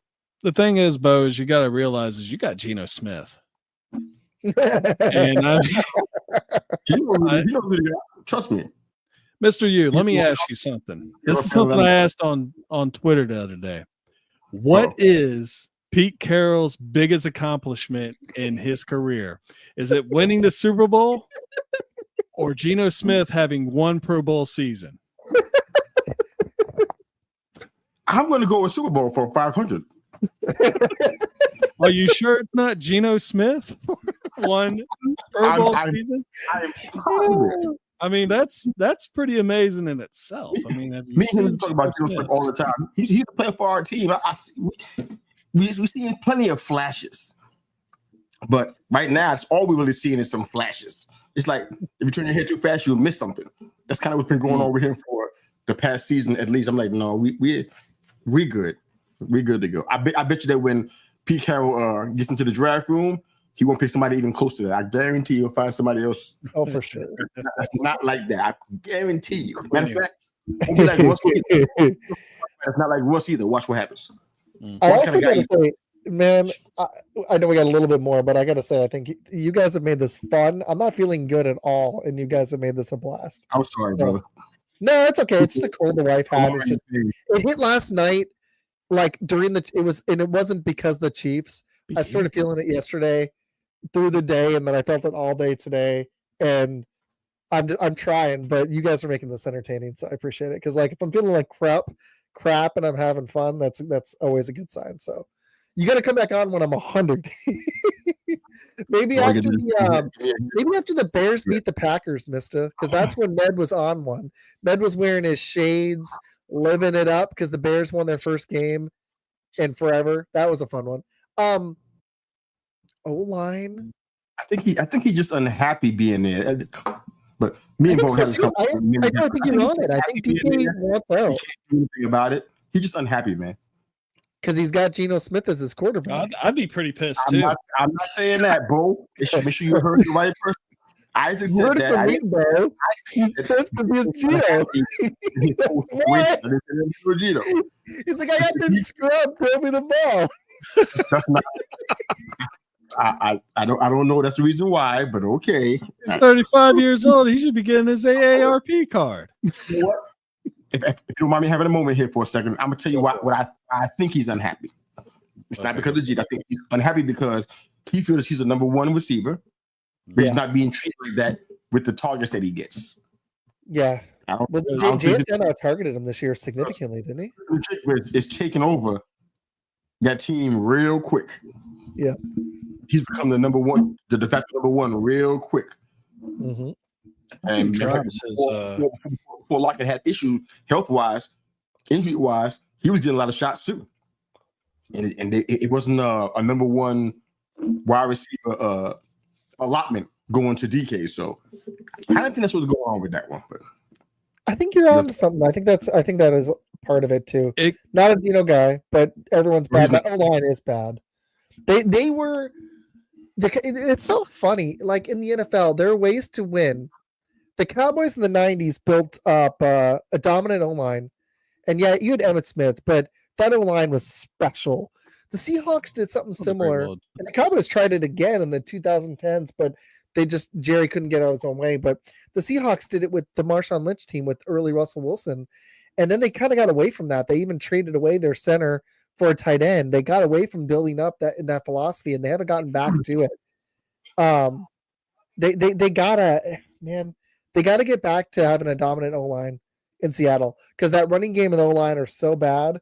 Like we joke about Geno, but Bears not wrong. Like that O-line is terrible. They got to fix it. That's one of the problems the Bears got to fix too. If they want to have Caleb upright, they got to fix the O-line. The Packers honestly ran into problems at moments this year too. You have to have a good O-line. Look at what Philly's doing. They built up this team with that O-line. It's stupid good, that O-line is. It's really unfair. They had a guy that was potentially a Hall of Famer, potentially, I guess, to leave and no drop-off. Exactly. They just came. Who's that new line coach? That guy needs to get promoted, whoever that is. And Mr. U, I like that pickup. Millam, left tackle out of West Virginia. A lot of people don't know about him, but that dude he's the real deal. He should be there at 22 or 23, wherever they pick. He should be there. Hey, I'm going to give a shout out to I got a shout out. We got a player. We actually never had a player on. We're a little over a year into this. We're going to have a player on before the draft. His name is Carl Smith, the receiver. Carl Smith Jr., if you get a chance to go look him up, he's trying for the NFL draft. I'll send you his stuff. He played for Robert Morris. Yep. Ivy League. Yep. Yeah. Oh, okay. He's going to be coming on the show. I don't know when, probably April. We'll probably have him on right before the draft, but he sent me some highlights. He's getting some I didn't even tell Matt about this because it was during the show, but the Rams, one of the Rams writers just was talking about him earlier today. So yeah, that'd be cool. Ooh. Yes, I got several questions for Kafka. I'll text them to you. I got about 4 of them. I will text them to you tonight. Please ask every single one with emphasis, please. So I could go all night. Did you, Med? Did you have any other questions for Mista? No, I mean, so you're from New York. What is your first New York Giants memory? What made you the New York Giants fan? Well, I tell a story here and there, but when I first started watching NFL, I was an NFL fan first. Right. When you're in New York, you got so many options. Sometimes the options are good, sometimes they're not good. So I was in the frame of mind where I was following the Purple People Eaters and the Orange Crush and the Black Hole. That's the era I grew up in. So I was just loving football, period. But, you start seeing the Giants more. You're in that area, I guess around 75, 76. I started levitating toward the Giants. And I was watching them sparingly. When I got into the 80s, where I understood stuff a little better, that was right around the same time, right before the year before, 82, I think it was, but 2 years before they got their first Super Bowl. Mm-hmm. So I got a chance to see that. And I think that was a game changer. Like, oh my goodness, we're actually good. The Knicks weren't doing anything. The Yankees were always just dominant anyway. So that was kind of normal. But in football, we weren't seeing that kind of stuff with regularity. So that first Super Bowl, that was the one. And I tell you what, I think I stopped breathing on that field goal. I'm pretty sure I wasn't breathing. I'm like, that ball was up. I didn't breathe the entire time the ball was in the air. I'm like, this goes through. This is a Super Bowl. It's a win. If it doesn't happen, yeah. So that was my big Giants moment. And seeing Lawrence crush Joe Theismann, but it's no story. Yeah, no, that was kind of crazy when you see that happen and look like a snake next to him. Yeah, no, I mean, I remember one of my first Giants things was my dad took me to Walmart. And remember the starting lineup figurines and stuff back in the day? Well, I had a chance to get, I think it was either Mike Singletary or Mark Bravo. And I went with Mark Bravo for some reason. I don't know. Mark Bravo. Bravo, okay. Yes. Thank you. Sorry. Yeah, no, I'm with you. But yeah, no, my dad, as soon as I showed him that, he's like, oh man. And he started just going. My dad was a Steelers fan, but he he went on for about 5 to 10 minutes about Mark Bravo and how he loved how he played. And I was like, man, that's cool. So that's what had you, huh? Yeah. That's the tight end. When I hear a conversation like we talked about with Kelsey earlier, I get my feelings just a teensy weensy bit. Because the tight ends to me, that's a different kind of different kind of player. The tight ends that I like, it's different. The guys like Gonzalez and Shannon, Mark Bavaro, Jeremy Shockey. That's tight end to me. I'm gonna be honest. Kelsey might be one of the greatest ever, but it's gonna be a long time before he gets the crown for me. I'm sorry. Who's your greatest tight end? I don't like what he does on the field. I don't like what he did Sunday. That little stunt he pulled out there. Mm-hmm. That's not GOAT behavior. That's somebody who's entitled, who is on a great team, and you rolling, and you think you're better than everybody else. So that's a personal shot. If he was here, I would say the same thing without hesitation. I really believe it. But greatest ever, I'm still in the Gonzalez camp still. Maybe some other guys up there, but I think he's it for me. Well, he had the longevity. Yeah. And he did for a long time. My heart is toward Bavaro for different reasons, because it's just a Giants thing, but I'm not putting him in the top 3 all time. But here, Bavaro was my guy too. But yeah. Oh, Mike Davis. I mean, I wasn't alive when he played tight end for the Bears, but I've seen plenty of video. So Kelsey's third all time. Gonzalez still has 3,000 yards more than him. So unless he plays for about 3 or 4 more years, which he's not, he won't catch him. But it's not just about the yards. He has won rings. It's interesting. I don't know. It's tough. I was kind of leaning Gronk. I feel like that was the best peak I saw for a tight end. Yeah, I just can't. We're in that. With Gronk, there were so many injuries, though. The number one all time was great too. He really was. I can't seem to get there. You guys like him number 1 overall? Oh no. This is the tough one. It's not as easy as receiver, where it's clearly Jerry Rice. Like Gonzalez, as great as he is, there's arguments for a couple other guys, honestly. And if you really go back and just ignore stats a little bit, because it wasn't as much of a passing era, you get to some names from back in the day, like Ditka's a great option, but he just didn't. I don't think he played long enough. But the game was so much more physical. But I don't know. There's a lot of good options. Ozzie Newsome's a good one. Kellen Winslow. You look at Davis had a minute too. Antonio Gates.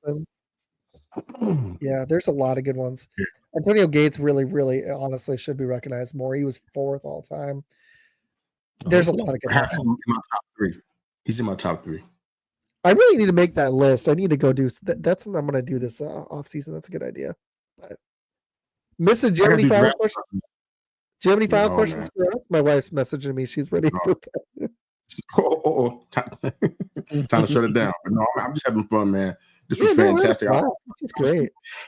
I don't go on folks shows and blow smoke. I'm just not that person. But it's probably the most fun I had in ever. Well, thank you. Seriously. So this was a blast. I enjoyed it, man. You let me be me. You didn't try to corral me, but you let me be me. I'm like, thank you. This was real fun. Great, and I appreciate it because I wasn't at 100, and you were fantastic tonight. Both of y'all were. Seriously, I did my best. Mista, can you tell everybody really quick where to find you?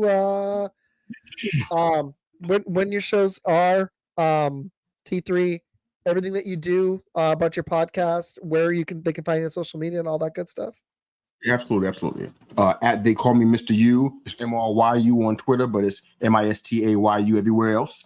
We got a YouTube channel by the same name. All of our stuff is there, excluding our His and Hers show. That's audio only right now. Until the wife is and I are on camera together, but right now it's audio only. But everything else is going through the YouTube channel and through Twitter, Facebook, and not really Instagram so much, but but at They Call Me Mr. U, and we are on every Thursday night with the flagship show T3, that Thursday thing, every Thursday night at 7:00 p.m. EST. And during the course of the week, we're just doing some Inspiration Station, which is the other show. We kind of just do inspirational teachings and coaching and some personal development, uplifting stuff. And then His and Hers show, and then the interview show, one-on-one with Mr. U, where I interview interesting people in the world of sports, arts, medical, technology. That's cool. Interviewing cool people who are doing cool things in the world. I like it too. Share with everybody, yeah. So doing a lot of fun stuff, but we ain't hard to find, man. We everywhere, especially on Twitter. Awesome, man. You do some fun posts too. I enjoy them in our chat group. I got my You do some fun stuff. I'm constantly on Twitter. Like constantly. I know, I see in the mornings, and I'm like, "Whoa, Mista got 7 out before I got 2." He's early bird, man. I don't know if I'm doing that good, but in the morning it's like 11 o'clock. So I don't know. Don't get it twisted. It's not 7, 8, 9. I'm doing a whole bunch of other stuff. I'm up at 5, but I'm not doing that kind of stuff. But yeah, at 11 o'clock I get started, get rolling, and I'd be up until like 12. I like it, man. Living the hardcore podcast life, but you guys are awesome, man. Thank you so much for this. This is just. I would love to have you back on. Seriously, now, the only reason I want to, I honestly don't even really want to go. I'm just not feeling 100 and the wife's ready for sleep. But I had a great time. We should, honestly, I think we should do. I'm throwing this idea on Med right now, but in April, I think we should do some like a draft special. I think that'd be fun. We have a big mock draft in April, but before that, it'd be really cool to have you on for some. We can do some free agency recap. Yeah, that'd be great, man. Yeah, whatever you want. And if you want us to come on your show, we'll be more than happy to do that too. Yeah, absolutely. When you're ready. Yeah, I forgot to tell Ben that. I was like, we need to go on.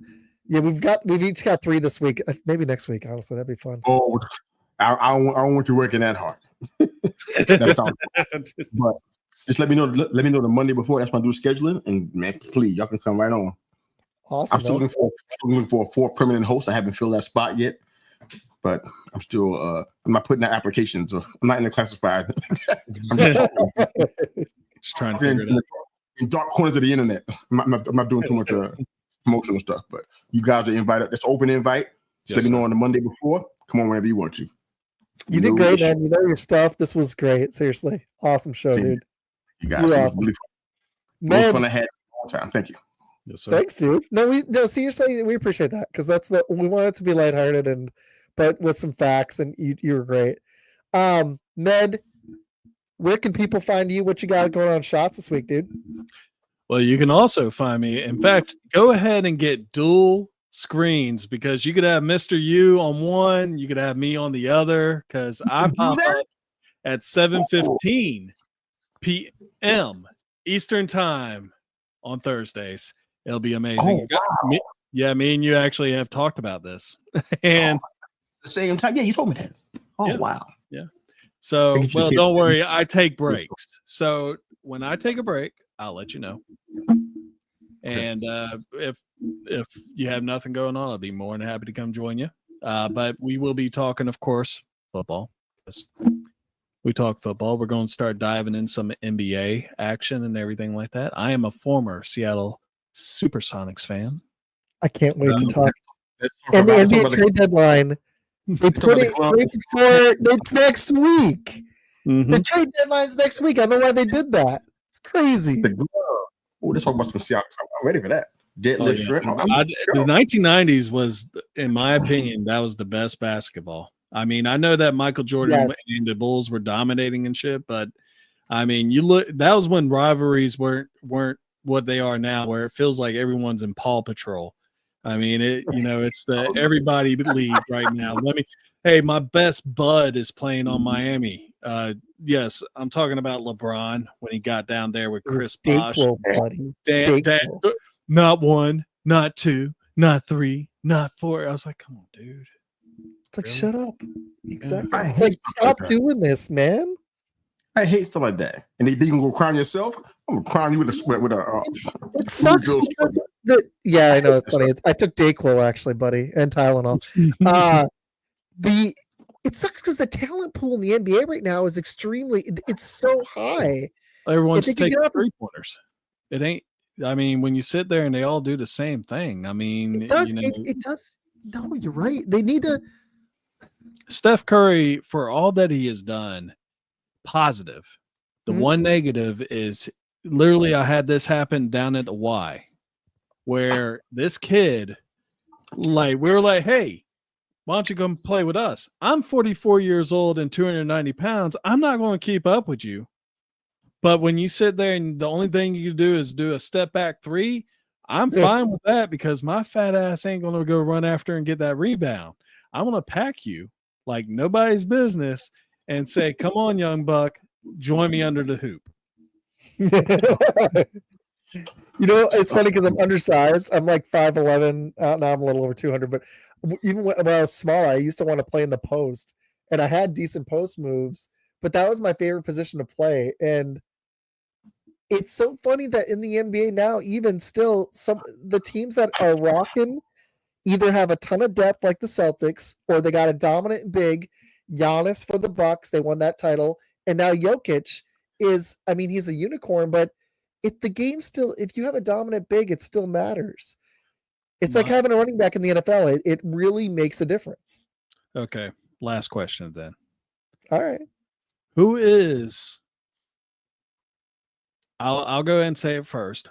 Okay. My favorite, not amazing, but really good player of all time in the NBA is actually Big Ben.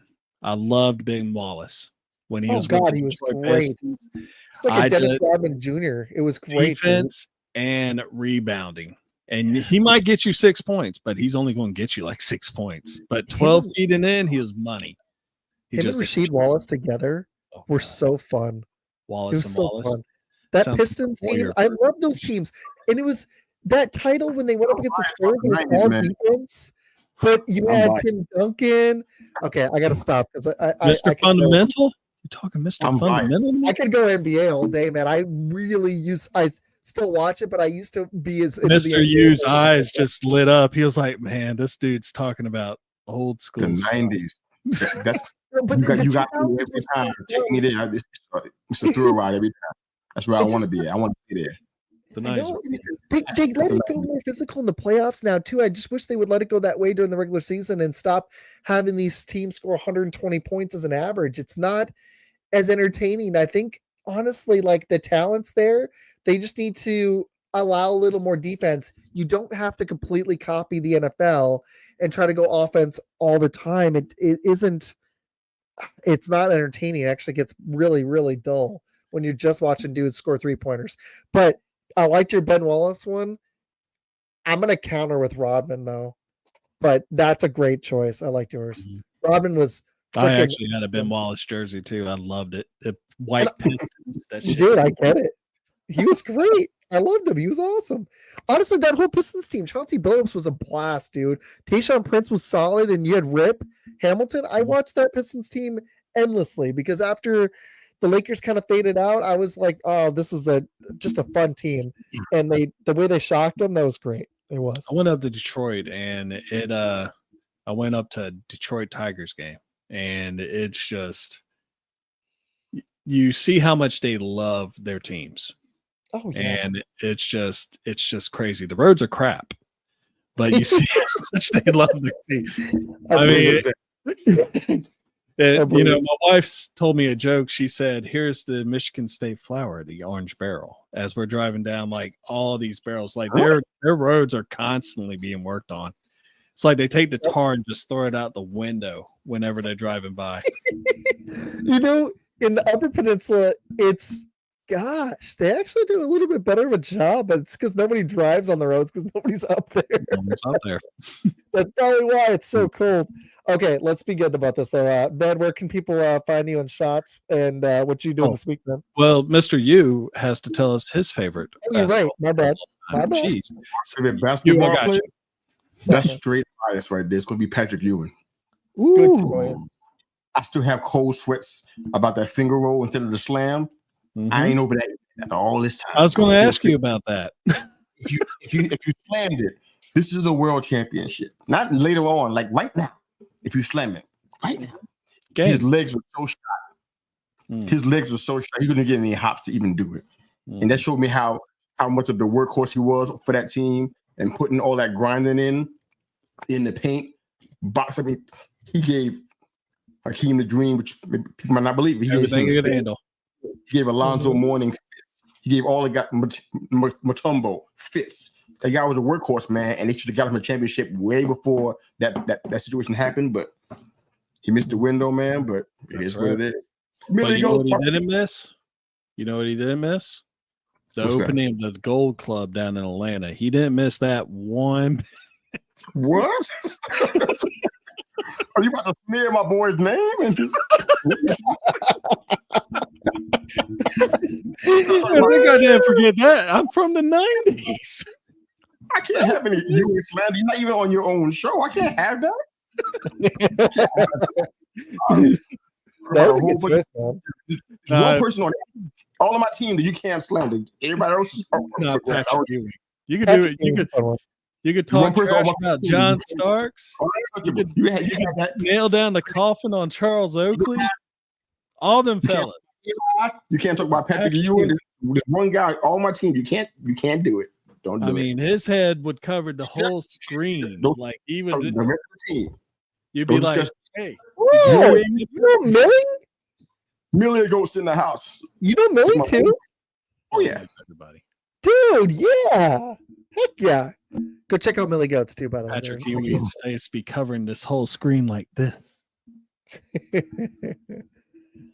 That dude had a big head. I don't know how his mom gave birth. You know, another fun one that did win a ring was Gary Payton was a blast, man. Yeah. Oh, he won a ring. Oh yeah, you're right. When he was with the one, not one, not two, not three, he got one of those with those guys. So yeah, that's true. That was the worst thing ever. Yeah, no, but the way he went at Jordan, that was fun, man. That was some good stuff. It really was. That's actually one of the big reasons why I liked him is because he didn't back down on anyone. I love the Rain Man. And Reggie Miller. Reggie Miller just didn't have the strength.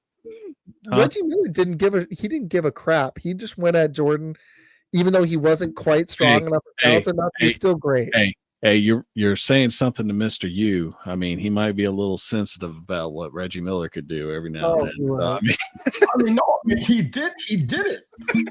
Why didn't we stop it? I don't know, but he did it. Oh, dude, he did it. I would have fouled him and put his head through that parquet. That's what I would have did. Get it from the free throw. We ain't getting it from the 3-point. What, 2 or 3 times? Oh, I'm sorry. We would have had it. That's what should have happened. The guys you got distance. I ain't think about them guys you mentioned. I'm thinking about Adrian Dantley. I'm thinking about Vinny the Microwave Johnson. Those guys would have never let him do that on that net. On the pound. Reggie would have felt the hurt. He'd been in the hurt business. Really. Yeah. The Knicks would have felt like the damn New York Rangers after that. Man, you get such a kick out of this. You're just like, we allowed it to happen, though. I don't know how we allowed it to happen. Oh, it's fun, man. All right. Well, hey guys. Don't feel bad because I remember when Aaron Rodgers went and hit us with that discount double check, looked up at the crowd and say, "We own you." And my wife was sitting there watching it with me. She was like, "What do you think about that?" I was like, "He's right." I mean, it's true. He did. He continuously I was like, "No," and that's the thing is you can't talk shit if you know they right. That's true. So. That's a good point. Okay, so I'm gonna be good to the wife. We're gonna do this again though. The same panel. This was a lot of fun. Whenever you're ready, brother. I mean that, sure, dude. Ned, you having Seth on this week? What you doing? Oh, we're doing football. It will be talking about the playoffs, probably talking about the awards and stuff like that. Who we think will be the winners. We actually predicted the coaching carousel. He nailed. We're still waiting to see what the Saints do, but he nailed the 3 that were still not picked up with Schottenheimer and all that. Yeah, no, he's been like the coach whisperer the last couple of weeks. But you're the pick whisperer. There you go. Yeah, we'll be talking football, of course, and then hopefully we'll be getting into NBA a little bit after Super Bowl before I go on the break in May. So. Yeah. I may talk some NBA this week after the wife dips. She's gonna hop on Friday night. Me and Matt are both going on Art Vigil show. I don't know if I said that last name correctly, but Undefeated Live, we're going on Wednesday night. And then so you can catch us both there. And then on Friday night, me and Jones are kicking off Fun Football Podcast and friends. And the wife, because the Eagles won, she promised she's going to hop on for the first 30 minutes or so. And then I think after we talk the conference championships and preview the Super Bowl just a little bit, because the trade deadline's coming, if there's any big news, we'll hit a little NBA. And then the following Friday, it'll be the day after the trade deadline. We'll do some of that. And we'll hit that Super Bowl preview hard because this last game, that's it. I'm not talking Pro Bowl very much. So, yeah. But guys. Yeah, exactly. It's flag football now. Flag football. But thank you to all. We hit some high numbers tonight. That must have been missed to you. We got to 431. I want to thank everybody watching. But thank you to everybody watching. Please go subscribe to Mr. U on YouTube. Go follow him on Twitter. Go check out Med on Twitter. Go subscribe to his YouTube. Go check out this show. This will be on Spotify. I'll try tonight, but probably tomorrow. Cheesy Bear Podcast. Go check it out on Spotify now. And you can find me, Fun Football Pod, Twitter, Facebook, YouTube, TikTok, all of them. And yeah, that's it. We'll see you guys soon. Yeah. Ooh. If you're going to listen to this, go ahead and enjoy the marathon. Listen to 2.5 hours of amazingness. Thank you, guys. See you soon. Man. Awesome.